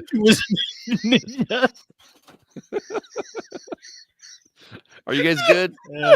Yes, sir. Sorry, sir. Anyway, once you get both characters into one character, then it adds this other level of mechanics in the game where there are these, I want to call them gems, that are somewhere in the level, and one of them is red and one of them is blue. And you have to hit the blue ones with a melee attack. You have to hit the red ones with a ranged attack. Or if you do, it fills your hyper meter to give your next attack a thing, which sounds insane, but it becomes second nature. My worry is that if you play this, Zach, I know you have a trouble differentiating red and green, right? Correct. Yes. You have an issue with red and blue? No, that's what multiplayer games used to be red versus blue, right? And they kind of became red versus green, which is frustrating. Gotcha. Okay, so this won't be an issue for you then, because I was worried because they look identical otherwise. And Oh, okay. you know what I mean? Yeah. So that actually becomes part of the strategy, because you have to, in order to be able to get through the level quickly or easily, you want to have that hyper meter filled up, but you have to attack at the right one. So it becomes a binary thing, which I often struggle with. Remember Ikaruga? Yes. I remember. Yeah, this is a very specific thing for you. Yeah, but I'm at first I was like, great, this is going to suck. It started to become second nature much more quickly than I anticipated, so that's cool. And then there's another mechanic where I should have looked up her name. The female character in your party can go Yeah, to. nobody really thinks that you're sexist. You can't remember the guy's name either. Okay. Right. So there are these. Remember how in Lost Crown there were like the little trap rooms where you had to get through of course, yeah. They were like one of the best parts of that game. These aren't as intricate as those, but it becomes like a mini speed run area where she goes into the dark realm with the Hayabusa character, and you have to navigate through this maze, and you have to hit the gems along the way to basically add time to your meter, and because if the meter runs out, you go back to the beginning, have to start over again. Oh, sounds like a timer. It is a timer, but the window is extremely tight. Like if you miss one of those gems that refill it, you're not gonna pass it. It's very unforgiving, but it's also not necessarily how to progress. It's usually to get some extra upgrade or something like that. So, and there's just hidden walls, like like breakable walls, like in the old NES games, like Castlevania and Ninja Gaiden stuff, where you can just bust through it and there's something in there. That's always fun to discover. How will you figure out the secrets if you can't call a hotline? I don't. Yeah, I mean it seems pretty obvious, the ones that you can destroy and the ones you can't. But really enjoying Ninja Gaiden Ragebound, and I was on Jeff Kanata's podcast DLC last night, and Christian said that he beat it in about 7 hours. So it's not a super lengthy game. Humble brag over here. And DLC. And but the cool thing is that even after you beat it, there's still really fun things to do in each stage. Like each stage has like 3 challenges, like get through the stage without dying, get through the stage without falling in any pits. There's little things like that.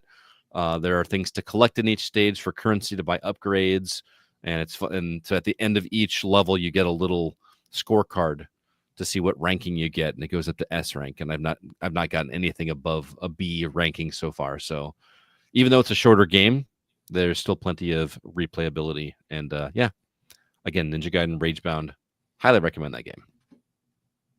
Can I just say, waka waka waka waka waka waka waka? You can. Oh, well, that Jacob, I know you love a good segue. I was actually going to interrupt your segue. We got Aaron Allen commented back in the chat again. I started a little before Scott, but I'm in the middle of my Pixel Remasters playthrough. I kind of cheated and skipped around, but I'm on Final Fantasy V, which is my 4th game in the collection. Awesome. I need to get back to that. I promised Brandon I wouldn't go to Final Fantasy 3 until I finished Final Fantasy Renaissance, and I'm scared to go back to that. I just gotta bite the bullet and do it. It is very different from standard FF1, but you did just play FF1. I know, but it's also not super long. Like, yeah, fair. Final Fantasy 1 was not as long. If you know what you're doing, it's not as long as other Final Fantasy games. So, well, my goal was to get through 3 of them this year. Remember when I originally was going to do all 6? Yeah, so I'm glad we talked you down. Yeah, talked me down to 3. So, do any of the classes in Final Fantasy make a noise that sounds like waka waka waka waka? I love how you're trying to segue twice. I'm getting there. Anyway, did you been playing Shadow Labyrinth, which I've been intrigued with ever since that secret level episode on Amazon, where that's basically how they announced it, was a weird dark sci-fi. So they are tied. I could not tell if they are like directly tied together or what. Yeah, I think the show was just another one of the runs of the character trying to escape the maze. Oh, okay. But yeah, they're connected. Obviously, Shadow Labyrinth would have had to been in development way before that episode came out. Mm-hmm. But so I think that's just how they use it to kind of announce it. But Okay. but that thing had a really cool tone, kind of a horror, dark sci-fi energy to it. Does the game have that kind of creepy vibe as well? It does. They're not as often as that, that short film or whatever was, like, I want to say like 5-6 minutes long, like, right? Yeah, So, something like that. Yeah. so this is a gear gated game that I've read is like over 30 hours. I don't know if that's true or not, but I'm kind It's of too long for that genre for me. well. We said that about Lost Crown though too. Remember that? And that game. Well, that also it had Prince of Persia in the title. Is gonna softens the blow for me to get into. Right, fair enough. But yes, this one definitely has dark elements to it, and You know what? in a I'm sorry. I weird didn't mean way. to- I'm glad you said that actually, because that actually, you're right. This genre can't be that long and still be good Yeah. as long as the game is good. Mhm. It's just scary. I'm not as good with 2D maps as you are. Really? I feel like it. Yeah. That's I don't know why you would say that. Anyway, Like remembering where everything is, or yeah, what? I think so. Yeah. Oh, okay. Remembering the layout. But anyway, you were saying sorry. So this one starts out in a way that I was not expecting. I'm going to tell you, the opening scene of the game has you piloting a mech. Hell Very yeah. first scene is you're in a mech going left to right, just taking down other mechs, and I'm like, what am I playing? Did I install the wrong game? Like, what? I was so confused. Giant mech, there's just like this metal music going on in the background, and I'm just tearing through guys. Like, this is great. And then I lose the mech, and I crash land on this planet, and then I wake up, and there is this floating yellow orb that starts talking to me. That his name is Puck. It's for the Japanese Paku Paku. Right. And he starts talking to you, and the first creepy thing that happens is the noise that this character makes when he's talking, because he's not the dialogue, the text on the screen is in English, but whatever he's doing sounds like very whispery, like. Okay. And I'm like, what is going on? This is really creepy. I want you to know that Kevin is going to have a field day with that segment. I could have whispered louder, I suppose, but but the way that he does it, it just gives us really, even though he's your companion, because he floats around with you for the rest of the game, or at least up to where I am. But it just, whenever he talks, it sounds very creepy.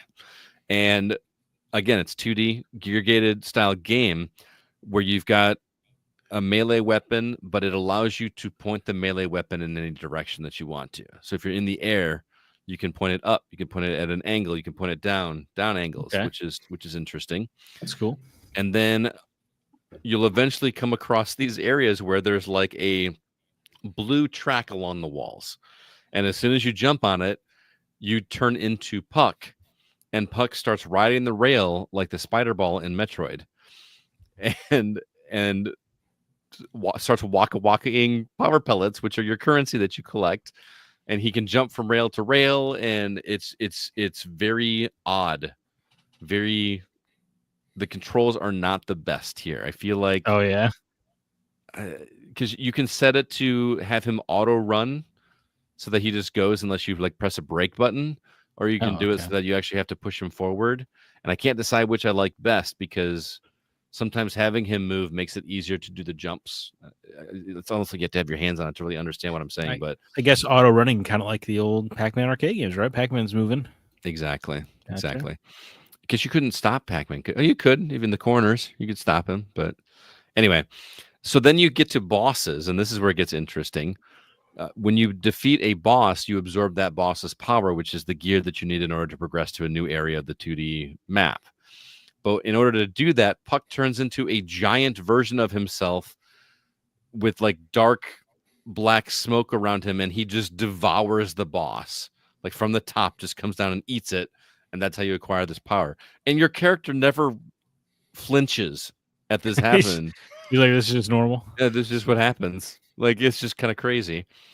And then it goes from there. Then when you defeat even regular enemies, you have a button to devour your defeated enemies, and he just kind of turns into your mech for a minute and goes and devours these things, and then you earn craftable or crafting items. I mean, I like the tone it's putting out there. It's very much a dark tone. I don't know if I'm going to finish it. Number one, the 30-hour time commitment is one thing. Again, like you said, it's okay for that style of game to be that long if it's good. But I'm finding myself more frustrated with this than I did a game like Lost Crown. Mm-hmm. The checkpointing, or like when you get to like save points, feel very unforgiving. Like it feels like a race to get to there without dying, getting to the next checkpoint, which gets in the way of my exploration, which is why I like to play these games. Yeah. No, yeah, that would be frustrating. And so I'm constantly thinking about, okay, I got to survive this next spot to get here, instead of thinking, what am I going to do to traverse? So I don't know. I'm about maybe 5-6 hours into it. I'm not going to give up on it, but I don't know if I'm gonna complete it. I've hit a spot where I'm not enjoying redoing this one section over and over again. Yeah, and if you're not having fun, why put yourself through a 30-hour adventure, right? Exactly. So yeah. I do. How do you like the art style and motion? Because it really reminded me of Newgrounds or Flash animation, which I felt nostalgic for. Actually, I've heard some people complain about it, saying that it doesn't feel like the controls don't feel tight. I'm not having any issues with that, and I think the look of it feels great. It's not as slick as like some other games. Like, I mean, obviously, I keep saying Lost Crown. It's not the smoothest one that I've ever played, but it's perfectly fine. I'm not struggling because of the way the game plays. I'm struggling because of the way, how unforgiving the checkpoint system is. What did I do? You didn't. You didn't do anything. You're all Kevin says, and I don't enjoy fixing whispers, yet here we are. Kevin, sorry, Kevin, our producer, who's gonna have to deal with Scott's Pac-Man whisper. Sorry. More inside baseball for you. I am playing that on Switch too, and it's $30, which is a great price for that. I was very, very surprised that it was that cheap. But did you get it physically? I tried to. I actually went to Best Buy. It came out the day I left for vacation, and we had to leave like 2 hours after Best Buy opened. So I went to Best Buy, and they did not have any in stock. And GameStop did not have any in stock. Yeah, GameStop's useless if you don't pre-order a game anymore. So unfortunately, even on like not one copy. Like I know, even on release day. Yeah, I have found this to be the case for a couple of years now. It's crazy. So I was forced to buy digital, unfortunately. But there you have it, Shadow Labyrinth.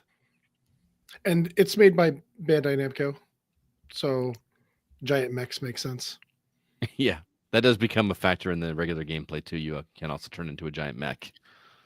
It's like your ultimate thing. Like if you build up enough meter, you can just turn into the mech for a little bit and wreak havoc. Do they do Armored Core? Where's the mech connection? Gundam. Oh yeah, you're right. They did the license, of course. Yeah. Silly me. So Scott, I know you love to hear yourself talk. So we're on to the third thing that you've reviewed tonight. Yes. You have a docking station. I do. I was contacted by this company called Antank, A-N-T-A-N-K, and they specialize in third-party hardware or peripherals, which is the inspiration for our topic this week. And they sent me this dock called the S3 Max, which is specifically for the Switch 2. I can show you guys a picture of it in our YouTube audience. So as you can see in the picture, it's not encasing the Switch 2 like the Switch 2 dock does, where it slides in there. This is more or less a stand. But the cool thing about it is that this allows you to charge it while you play it in the stand. So if you're not at a TV, if you're not playing it on a TV, but you want to play it in handheld mode, but you're playing it with friends, like playing Mario Kart or whatever, you can actually put it in there, keep it charged, take the Joy-Cons off, and do that. Kind of like so it's like, well, the kickstand you could do that, right? But this is obviously a way to charge it while you're doing that. Correct. Which I guess you could do that. You could still charge it with a USB-C cable, but this just makes it a lot easier. And this is also priced. It's like $30. So I'm going to be using this as a secondary stand because I'm going to have a TV at school. For those listening, I teach third graders, and I'm going to have in this way I can just not have a crazy expensive Switch 2 dock, I can just put this in my classroom. You're going to trust third graders with a Switch 2? Well, I mean, they're just going to have the controllers. They're not going to. All right. They're not going to be in reach of the console itself. Okay. I'm sorry. But the part of the reason that it's so cheap, not because it's cheaply made, but it does not include a HDMI cord or a USB-C cable. But I don't really think of that as much of a negative, because how many do we all have lying around at this point? Mm-hmm. You're sure to have one. So that's and I also had the unique experience of I have up until this point, I have played my Switch 2 exclusively in handheld mode. Until I got this dock, I did not hook it up to my TV. So this is my first time actually hooking it up to the TV. This thing does 4K, 120 frames per second, or hertz, all that good stuff. So much like the standard Switch 2 dock? Correct. But this is a cheaper way. Yeah, okay. I'm getting it. I'm starting to understand. Mm-hmm. It's a cheaper way to have a like if you want to have it at a secondary place. Right. Like I do. More than one TV. Your wife kicks you off the big one. I get you. Yeah, exactly. So I'm really happy with it. I think it's pretty awesome. It charges very quickly, and I was also just kind of blown away by how pretty Switch 2 games look. in because I've only been playing it in handheld mode, and that is vastly different. So again, there will be a link in the show notes for this, guys, if you're interested and you have a need. It is the S3 Max Switch 2 dock from Antank. I'm really digging it, and I'm going to be using it regularly. So can't beat the price either. Keep it in mind when I get a Switch 2. The biggest mistake I ever made was playing that Switch 2 in that Best Buy. Yeah. A little FOMO, do you? Oh. Yeah. I want one. Best Buy is good for something.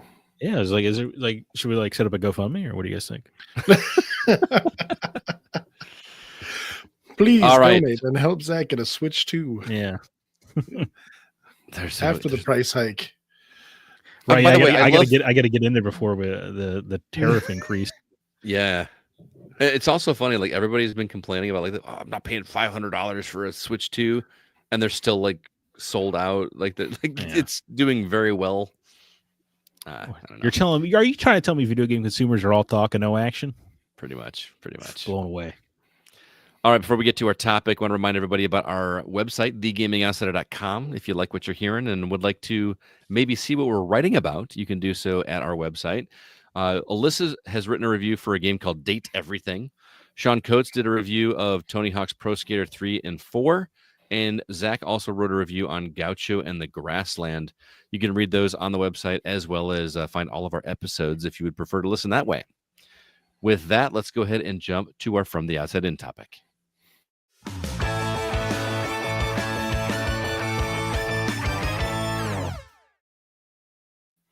Since I just got done talking about a third-party piece of hardware, I thought it was a good time to talk about controllers and peripherals that aren't necessarily made by the developers of the original hardware.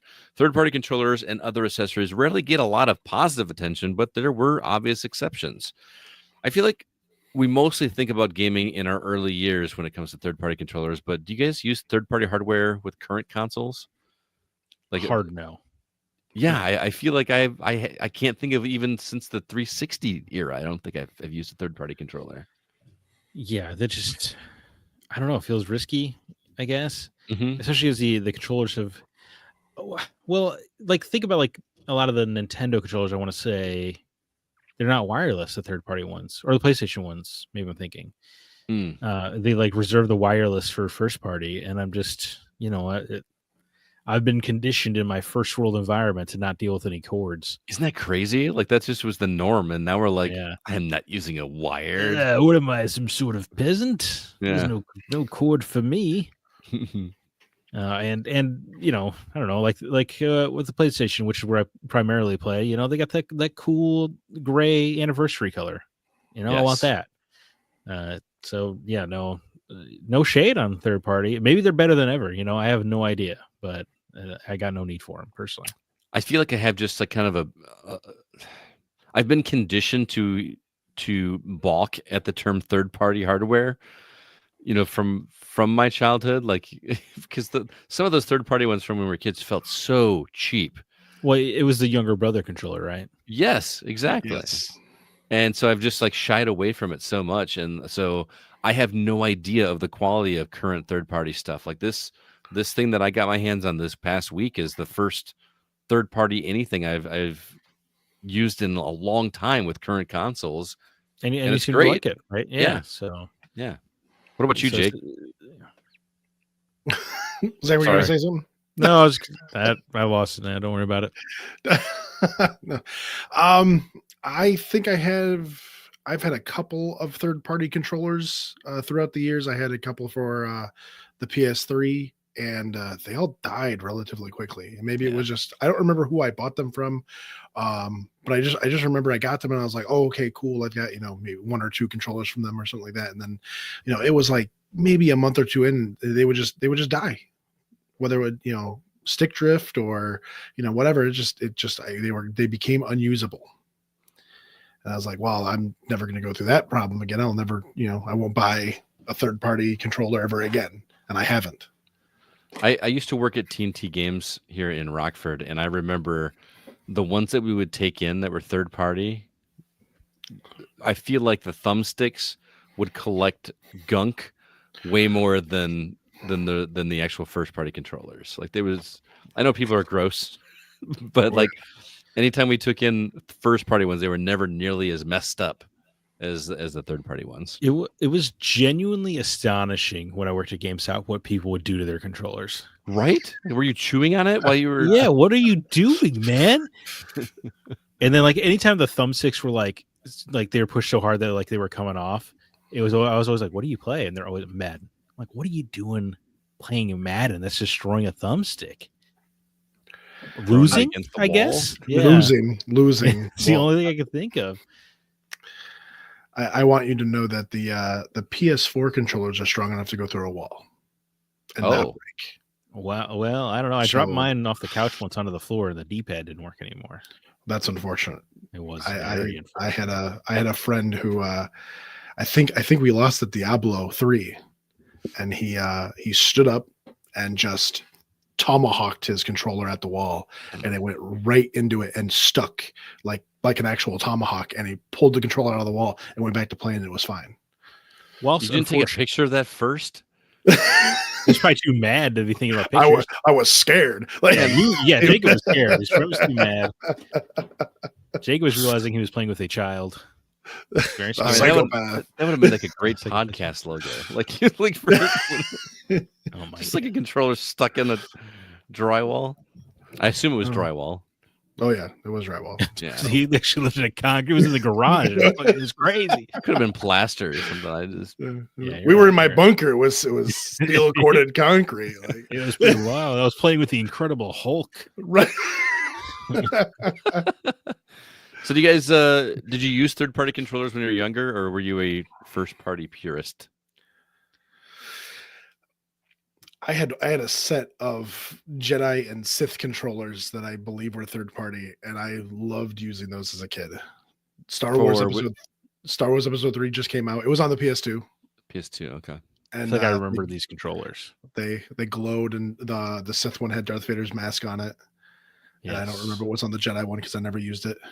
Probably Yoda's dumb, ugly mug. It was blue, so probably not Yoda. It would be cool if the Jedi one was Anakin and the Sith one was Vader. Wouldn't that be fun? That would be cool. Although I don't know the connection, so.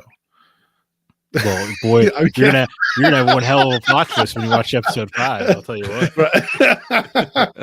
No, I'm kidding, but yeah, no, I think that was probably the only third-party controllers that I used because I actually thought they were really cool. Other than that, there was just like the actual PlayStation controllers always had their symbol in the middle of it, and when you got a third-party one, it was always like a home symbol or it said PS or something, and it was it just wasn't the same. And so no, I didn't like it. Well, Jacob, you've seen the one that I've got. I've got a PS4 controller here that is Star Wars branded. If you remember it, I think it's like the Darth Vader edition. I think I showed it to you when you were here, or maybe from the Darth Vader like special edition PS4. I don't know if it was from that, but the former host of the show actually like gifted it to me years and years ago, and I've just hung on to it because I've heard that it's a rare controller, but I don't remember if it was part of that. It would be weird to like separate that from the console if that were the case. Yeah. What was it? PS4? At PS4, it was a Darth Vader edition controller. Like I think one of the face buttons is red, while where the rest are normal, and then it has like the word Star Wars over and over again on the touchpad. It's a pretty slick controller, but I'm not certain if that's third party or not. I just kind of always assumed it was. No. I've got the box of it right here. Yeah, it's first party. Oh, it is first party. Okay. Yeah. Well, never mind then. Is it wireless? Because it is. Yeah. No, it's wireless. Yeah. It's a DS4. Okay. Word. What about you, Zach? Word. It is currently being sold on eBay for $180 in box. I don't have the box. Yeah. Yeah. Well, I had two little brothers, so yeah, third party controllers were a pretty regular thing, which always sucked because you knew you were just running on borrowed time. Because I felt like they were always going to break, or just like stop working one day, or you keep whooping your little brothers at Halo, so the controller goes through a wall. Yeah, and it just sucks. Yeah, but the only one that I ever felt like actually did the trick, I'll jump over and use a comment here from the Boswell Dawdler or the Ronin Savant, who both said Mad Cats. Mad Cats I knew was going to come up a lot. Yeah, they were definitely the biggest name. I feel like they got a really bad rap, but my experience, what I had from them was the Xbox controllers, and those were good. I actually still have the Mad Cats Xbox controller we had from when we were kids, and it still works. Wow. So why did they get such a bad rap then? Well, I was gonna say maybe just whoever was in the Xbox division accidentally did a good job, because I've only ever heard bad things about Mad Cats, but that Xbox controller was awesome. And I used Mad Cats for PS2 memory card when I needed a second one. Yeah, I feel like memory cards. I used third party often because like it was like it's memory, like right. Yeah. How are you gonna make this not work? Yeah, Kevin actually commented in here. He said third party memory cards are all I ever bought for my PS1 and PS2. The controllers were never worth it. Yeah, I distinctly remember a yellow memory card, and it had like a little thumb pad on it, so you could easily pull it in and out. It had like a little black, like striped. Yeah, black stripes. Yeah. Yeah. That was Mad Cats, right? I don't remember if it was Mad Cats, but it would break my heart if it wasn't, I guess. But was it Pelican? That control, it could have been. That controller though is Mad Cats because I look at the logo whenever I boot up my old Xbox. I still use that controller as kind of like a nostalgic thing when I use my Xbox. This controller used to look a lot bigger in my hands. Yes, it is, dude. It is small now. It really is. That's funny you say that. I think that when I was younger, I feel like I was more of a purist. Like it was just like it felt wrong, even when I was a kid. But we did have some, but they hardly got any use. It was like, oh, that's the one my brother Marshall is going to play with. You know what I mean? Like you said. But there were some obvious exceptions. Oh, you know what? I actually do have a third-party controller for current consoles that I completely forgot about. So I bought for my Switch. Because the Pro controllers are like $80, right? And I wanted to play 8-player Boomerang Fu and 8-player whatever, but I did not want to pay $70, $80 for these. I found they were on sale on Best Buy for $25 a piece. The brand is Next. They're called Wireless Rechargeable Pro Controller for Switch 2 and Switch. Jake, you've actually played these when we played Boomerang Fu at my house. You remember when we were in the basement? These things are smaller than a normal controller, but they are solid. They are great. I've got 4 of them now. So I've got 4 Joy-Cons and 4 of these little controllers, and they're great. They connect right away. They don't feel like they're going to break. So that is an example of a modern one that are actually really great. Oh, surprise. Quick note, the yellow memory card is Nyko Magic Gate. NYKO. Yeah, right? So it is not Mad Cats. My heart is not broken. It actually didn't affect me that much. But Nyko, that was a nice memory card. And it felt a little cool, the kind of yellow-black color scheme there. Did they fit inside the PS2 games, though? You know how they had the little slot? Mm-hmm. They did, for sure. Because I remember some of those were thicker. Like they had the little the the little end of bump it. over it. that I guess I can't speak to every single PS2 memory card case slot, but in all the ones I use, I thought that was the Nyko, the yellow one that we're talking about. I thought that was that one. Oh, that's what I'm talking about. Okay, but I don't remember. Because I didn't carry them around in the cases too much. I just always wondered if the thickness was an issue. I had cool that you could do that. Yeah, I thought it was cool that you could carry a memory card around in your case, like you going over your friend's house. Oh yeah, totally. Yeah, it was awesome. Back before the days of the cloud. Game. Yes, before the cloud. But I had this really weird memory card. I don't remember if it was first party or not, but it was thick. It must have been like twice as thick as a normal memory card, and it had a digital readout. Wow, it was weird. It was one of the weirdest memory cards I've ever had, but I probably can't find it. It's pretty cool though. One day I will be able to dig through my mom's house and maybe find all of these things that I've lost over the time. What were some positive experiences you guys had using third-party hardware? Any? Great throwable objects. Just that memory card, I guess, for me. They just blew up. Just fantastic. I feel like most of my third-party experience is looking at a controller and thinking it looks pretty cool, and then realizing it's third-party and being like, "No, I'm good, man." Yeah, I was gonna say, yeah. I mean, in the box, and it's like, oh yeah, this is gonna be awesome. It's cool. It's colored, right. This, that, whatever, and then it lasts for like a month and a half, and it's done. So the sweet Mario design. Oh, it's third party. I don't care. I guess shout out to that Mad Catz Xbox controller. That thing was primo. I have a drawer in my house that is filled with components of PlayStation controllers because at some point I was, here for one, let's start with this. My wife says we had young kids and they broke a few controllers, so we started buying second-party controllers. They never lasted long. I actually stopped buying third-party controllers and just started fixing my first-party. I would Frankenstein first-party controllers together to make a working one. Yeah. Had you considered maybe just like unhaving the kids, like just maybe not having them around anymore? Unaliving the children? Yes, as TikTok would say. I did. That did cross my mind once or twice, but understandable. My wife was strongly against it for whatever reason. It's probably because she doesn't know how much you're spending on these third-party controllers, man. If she knew the real number, right? It's be gone. If she could only see the bag, right? Zach, did you have any positive experiences? I just had that Mad Catz controller, so I think of. Okay, I was ready to come with a bunch, but then because in my mind I thought the Wavebird controller was a third-party controller, but I looked it up and that actually was a first-party controller, so that didn't work. And then I thought that the NES Advantage was not a first-party controller. It was not made by Nintendo, but it was sold by Nintendo.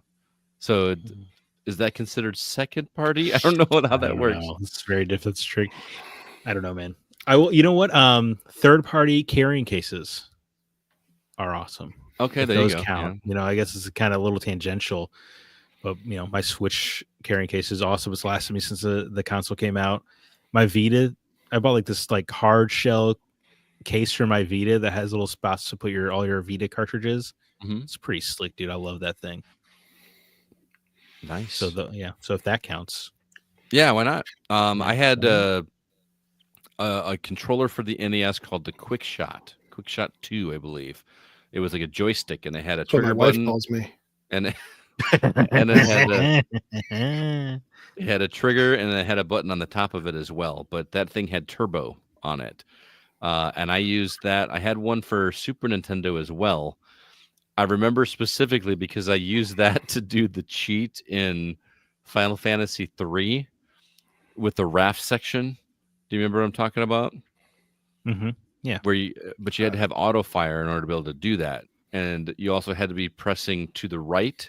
So I took a rubber band and and rubber banded this thing so that it was always pressing right, and then had the auto fire on and the trigger, a rubber band around the trigger, so that it was constantly doing that. So that's a positive experience I had with a third-party controller. Yeah. All right.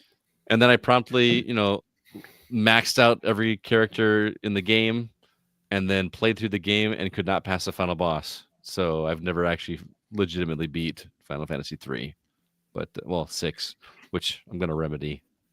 in the near future. Right, next year. Probably that'd be the goal next year is to do the back 3, right? Right.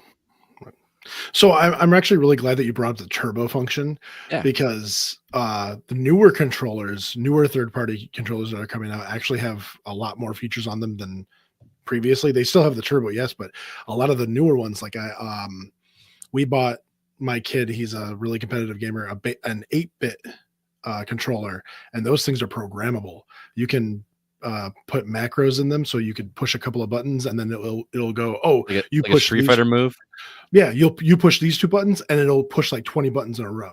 Oh yeah, I remember that function. So there's a lot of new things coming out in the controllers that are actually I personally go, they shouldn't be allowed in tournaments because it ruins the playing field for everyone involved. But the tournaments wanted people to be comfortable. So years ago, they were like, okay, you bring your own controller rather than using ours. And now it's kind of coming back to bite them in the rear. Right. Because they, okay, you bring your own stuff. And now people are bringing these programmed things out there to, you don't actually have to be good at the game anymore. You just have to know, okay, this is this combo, that's that combo. And but I feel like they can inspect your controllers and clear the memory or something. I wish they cared that much. Yeah. They don't. You should. But yeah, it's getting dangerous out there, folks. People are cheating in all new ways. Well, that's what we thought about third-party controllers. Let's see what the community thought. We started over on TikTok. Old Fool Gamer says, I have a love-hate relationship with third-party controllers. They have been the best and worst controllers I've ever used. I fell in love with wireless controllers thanks to third-party back in my PS2 days. My experience has been that the earlier system third-party controllers didn't hold up, but I have appreciated third-party more in the last decade. They have gotten much better. Hey, that's what I said. I'm sure they're better than ever. Right. But I'll never find out. Yeah. So I have a weird memory, and it was when I first got my PS3 and they switched to wireless controllers, and I found myself doing that little leg kick all the time, and it was me moving. You'd move the cord from the controller because it would fall somewhere, and you would do that little motion to get the cord out of the way, but it didn't have a cord, and I was like, why am I doing it? They're like, it's just like muscle memory now. Or how I guess I always whipped it like it was the reins of you don't want to you want to move it, so you like pushed it out a little bit and kind of like threw it to a side, and it's like, I don't have to do this anymore. Everything's wireless now. Dude, that's like a core memory unlocked. I haven't thought about in 4 years. You have to like whip it out of the way to I don't know. You would try to get it around the soda bottle so you can just fling it to yourself. Anyway, good time. Speaking of, this is kind of tangential, but what did you guys do with your controllers when you were done playing them? Did you wrap the cord around them, or did you leave it unwound and just like on the floor? What did you do? So I got into BDSM. Yeah, let's have Melinda answer this one in the chat. Me tying up a N64 controller was probably the worst thing that ever happened to me. It goes around this way. You know what I mean? Like, Anyway, yeah. So to answer your question, every time I was done playing, I would unplug the controller and I would wrap it around. I would go, because it had that little the top part that poked out, where the cord was, obviously. Yeah. So I would pull it back, and then I would go one to the right, one to the left, one to the right, one to the left, one to the right until it was done. Yes, that's what I would do. If you want the exact specifics of what I'm doing, I need a diagram. But it looked cool on the N64 because it made a little X pattern across. The controller. What about you, Scott? I did pretty much the same thing. Like in hindsight, it would have made more sense to I don't know, have a hook on the wall or something, and have doing loops like you're looping like a hose, so that you're not wrapping it quite as tightly, because I feel like it would have hurt the integrity of those things. But I feel like the same way to live, though. Yeah, I was gonna say, I feel like the weight of the controller itself would start pulling the wires apart. Maybe. I mean, you could get you could have a whole cradle to hold the actual controller part of it. I just see Scott getting ready to play games as a kid, and it's like dun dun dun dun dun. He goes over to the wall and gets his little corded up like a cowboy getting a rope off the wall. Rope and dope. I was like, where are you going with this? All right, Jake, you want to read the next comment? I was privileged enough with my own room that I could have it be in a mess, and so I just sat my controller on my TV. The only time my controllers ever got wound up is when I actually went somewhere, And then again, it was the X. Gotcha. So, Skeletor says, I don't want store brand Oreos. I want the real thing. Now hold up. I feel the same way. Normally I do. There's going to be an argument here. I very much feel the same way. However, I bought Aldi Oreos a couple weeks ago before I went on vacation. I don't know. Why even take the chance on them? Because they were literally half the price of regular Oreos. All right, you know what? Continue with your story. Half the price. I bought them. Jake, you were over. I think I gave some to you. Yes, you did. Taste exactly the same, man. They were actually really good. Like no difference. I was shocked because they were good. This is the most controversial thing I've ever heard on this podcast, dude. Next time you're in town, I'm gonna buy some Aldi Oreos, and you were going to try some. We're gonna do a Coke and Pepsi taste test challenge. It's Milk's favorite cookie. Yeah, I'm sure he's got an Aldi's over there. Maybe he doesn't. Maybe well, I like the Portland. Come on, they have Trader Joe's. Trader Joe's. All right, Zach, you want to read the next one? Sir Goatsworth writes, I was a big Mad Catz user back in the day. They were the most reliable in my experience with third-party peripherals, but it was a crapshoot every time you took a chance on one. Much like Chinese food, it's either really good or really bad with no in between. That's a pretty good analogy. It's pretty fun. I have never had a problem with Chinese food. Ever? So you've never been to Happy Walk? Oh, I go to Happy Walk all the time. Happy Walk's great. What the hell are you talking about? Depends on which Happy Walk you go to. Well, I only go to the Lowe's Park one, or McChesney Park one. The one on 11th Street, not just so the much. one on 173. Just don't go to the competitor. Sad Run. That was bad, dude. That was awesome. That's a Naked Gun quality joke right there. That was. We had another couple comments. The Boswell Dodler and Ronan Savant. Yeah, I used those earlier. Yeah, both said Mad Catz. And then over on Discord, you would have been paying attention to the podcast. I was listening. I was making sure we commented on both of them. I was listening. What's TikTok? The podcast. Jackie-san over on Discord says, I almost always prefer the name brand peripherals, but I tell you what, I had a 6-button Genesis Sega CD controller with turbo, and that thing was a game changer. Nowadays, I'm glad some companies are still making repro controllers of older systems. Got a cheap new Xbox 360 controller the other day. Both my original 360 original controllers don't work anymore. Also, if anyone knows of any new third-party guitars or drums for Rock Band or Guitar Hero, let me know. There's actually a company making them, but they're stupid expensive. They're like $120 or something for a Guitar Hero guitar. Because people want them. Well, yeah. Well, I was going to actually say so few people want them. That's probably what you have to charge to make it worth their while. Right. But they are wireless. And I've heard good things about them, but they are really expensive. Remember when they finally brought Guitar Hero back? Like we were like, oh, this has been a long enough gap. Let's check it out. And then they changed all the buttons and stuff.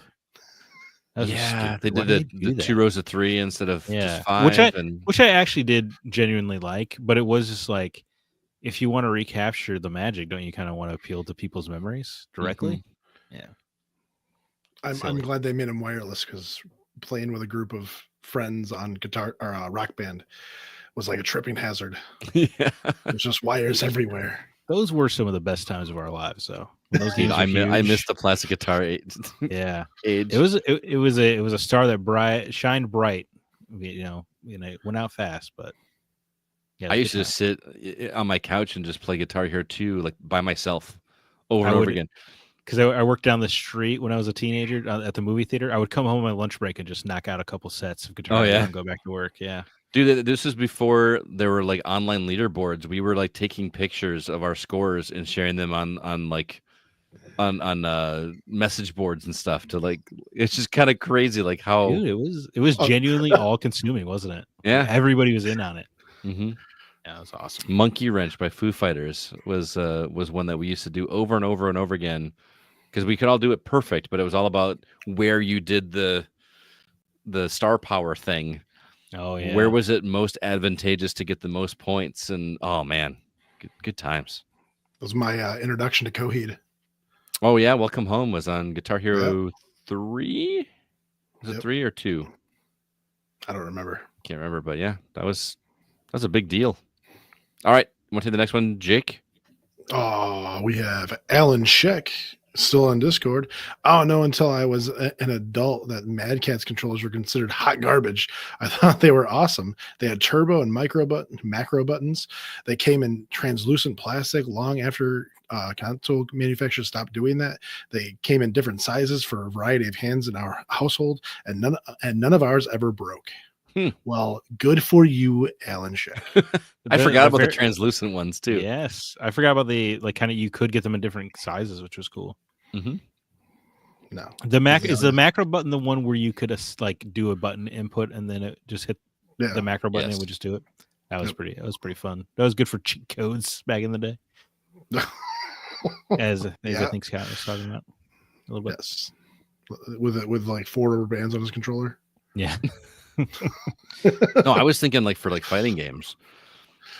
Yeah, that's straight up cheating, obviously. But yeah, that's why it's such a problem. People are taking them to tournaments, and you're not that good.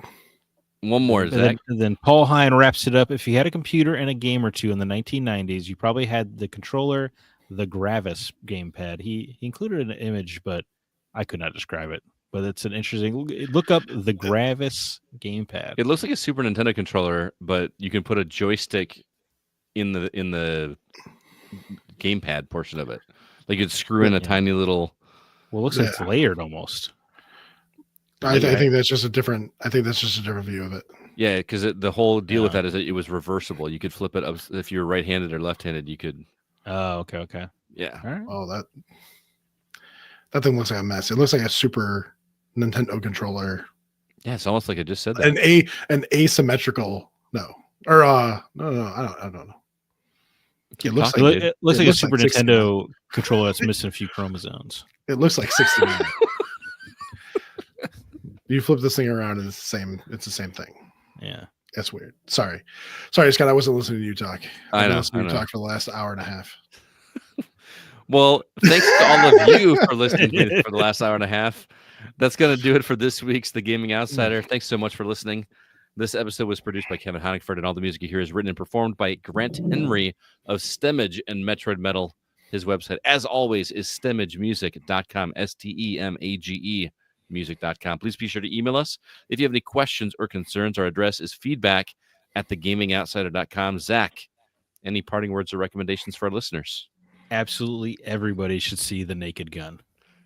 100%. That was going to be mine. Let's all talk about it. I don't ever have one for this, and now I have one. I don't really have much this week. Does Jacob have anything he wants to talk about? No. All three of us saw it. I actually saw it with Jake and his family. I haven't laughed that much in a theater in a really long time. I was laughing so much that it hurt by the end of the movie. Yeah, the snowman. That's all I'm going to say. Yeah, dude, it's like for a movie that has a joke every 15 seconds, the hit ratio is out of control. It's great, and I just love that it exists because I feel like that kind of humor is very dad humor, and I'm shocked that they made it, and it's so good. Liam Neeson using his gravelly action guy delivery to say some of the weirdest stuff is amazing. Yes. What did he say when he first saw? By the way, we can't say anything. Okay. Yeah, there is nothing we can say about that because it is a rare case of a comedy movie where the best jokes are not in the trailer. Yeah, that's a really good point. Although the OJ one from the trailer was pretty good. So I'm going to say this. There was one joke about a old 90s TV show that happened in there, and they kind of went into depth with it a little bit, and me and my wife looked at each other and we just kind of chuckled to each other because she's watching it right now. And in fact, one of the things that they brought up that he says, we watched that episode the very next day. It was just in the line, and we had this really, like, even after we were done, I mean, it's like days later we're still laughing about the movie. I'm gonna also make a bold claim here, but I enjoyed The Naked Gun a lot more than I liked Fantastic Four. I don't understand why you compare those movies. I'm not. I expect to. The reason is because I saw them both. I saw a double feature. I saw Fantastic Four, and then I went to see Naked Gun right after. This was like the day after he got back from overseas. He was still jet lagged, and you fell asleep during Fantastic Four, right? I did. I feel like maybe you can't blame the movie entirely. If you just get back from a cruise and first thing you do is pop into a theater. I didn't fall asleep for Naked Gun though. Just saying. The whole theater, I assume, was laughing. Oh man, so good. It was very loud in the theater. Yeah, so it was mine. I was really overjoyed to see it. My theater was also actually shockingly full. I was surprised by how many people were in there too. No, it wasn't empty, but it was also like because it was like a 7 o'clock by then, wasn't it?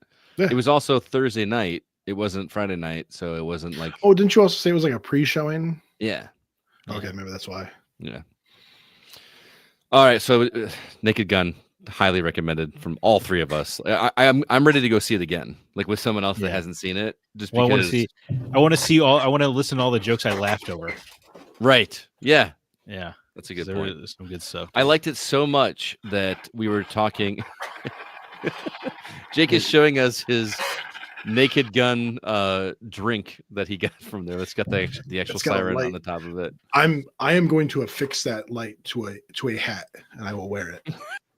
Inspector Gadget, and you can see it at R2V2. You can see it at RGV2 on October 11th this year. I've got one other recommendation.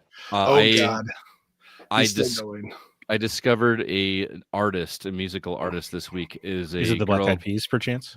No. Her name is Emmy Grace, and Emmy is EMI. And I actually discovered this girl on TikTok of all places, and her new song, Talk About It, is on it released on the 1st, and it is so freaking good. It is very, how do you say it, like punk rock girl attitude. So it's like punk but angry. Talk about it now. No. Oh, okay. No. But I recommend listen to this song, but also just like watching a video of her performing, either like on YouTube or because I saw it on TikTok, so it's very highly produced. But this girl is an entertainer. She does what I refer to as stank face. You know, when someone plays guitar and they're just like, but she does it in a way that just looks freaking cool. I can't make it look cool, clearly. But yeah. So she does this thing that no one's ever heard of before. Everybody's heard of it. It's just that what? Google stank face. Right. If you need more information. I don't know. Is that something I need to be incognito for? Yeah, you can't look up stank face in Texas, unfortunately. Anyway, stanky leg was one of the first things that came up. Ew. All right. Well, thanks. There it is. And none of it has to do with guitars. Okay. Oh, look. Anyway, Bill Cosby. How'd you? What? We got to wrap this thing up. We do. Well, thanks everybody for listening. Until next week, I'm Scott Clark with Zach Parkerson and Jacob Gunderson, and we are the Gaming Outsider. Remember, there's no such thing as a bad game, just games that aren't for you.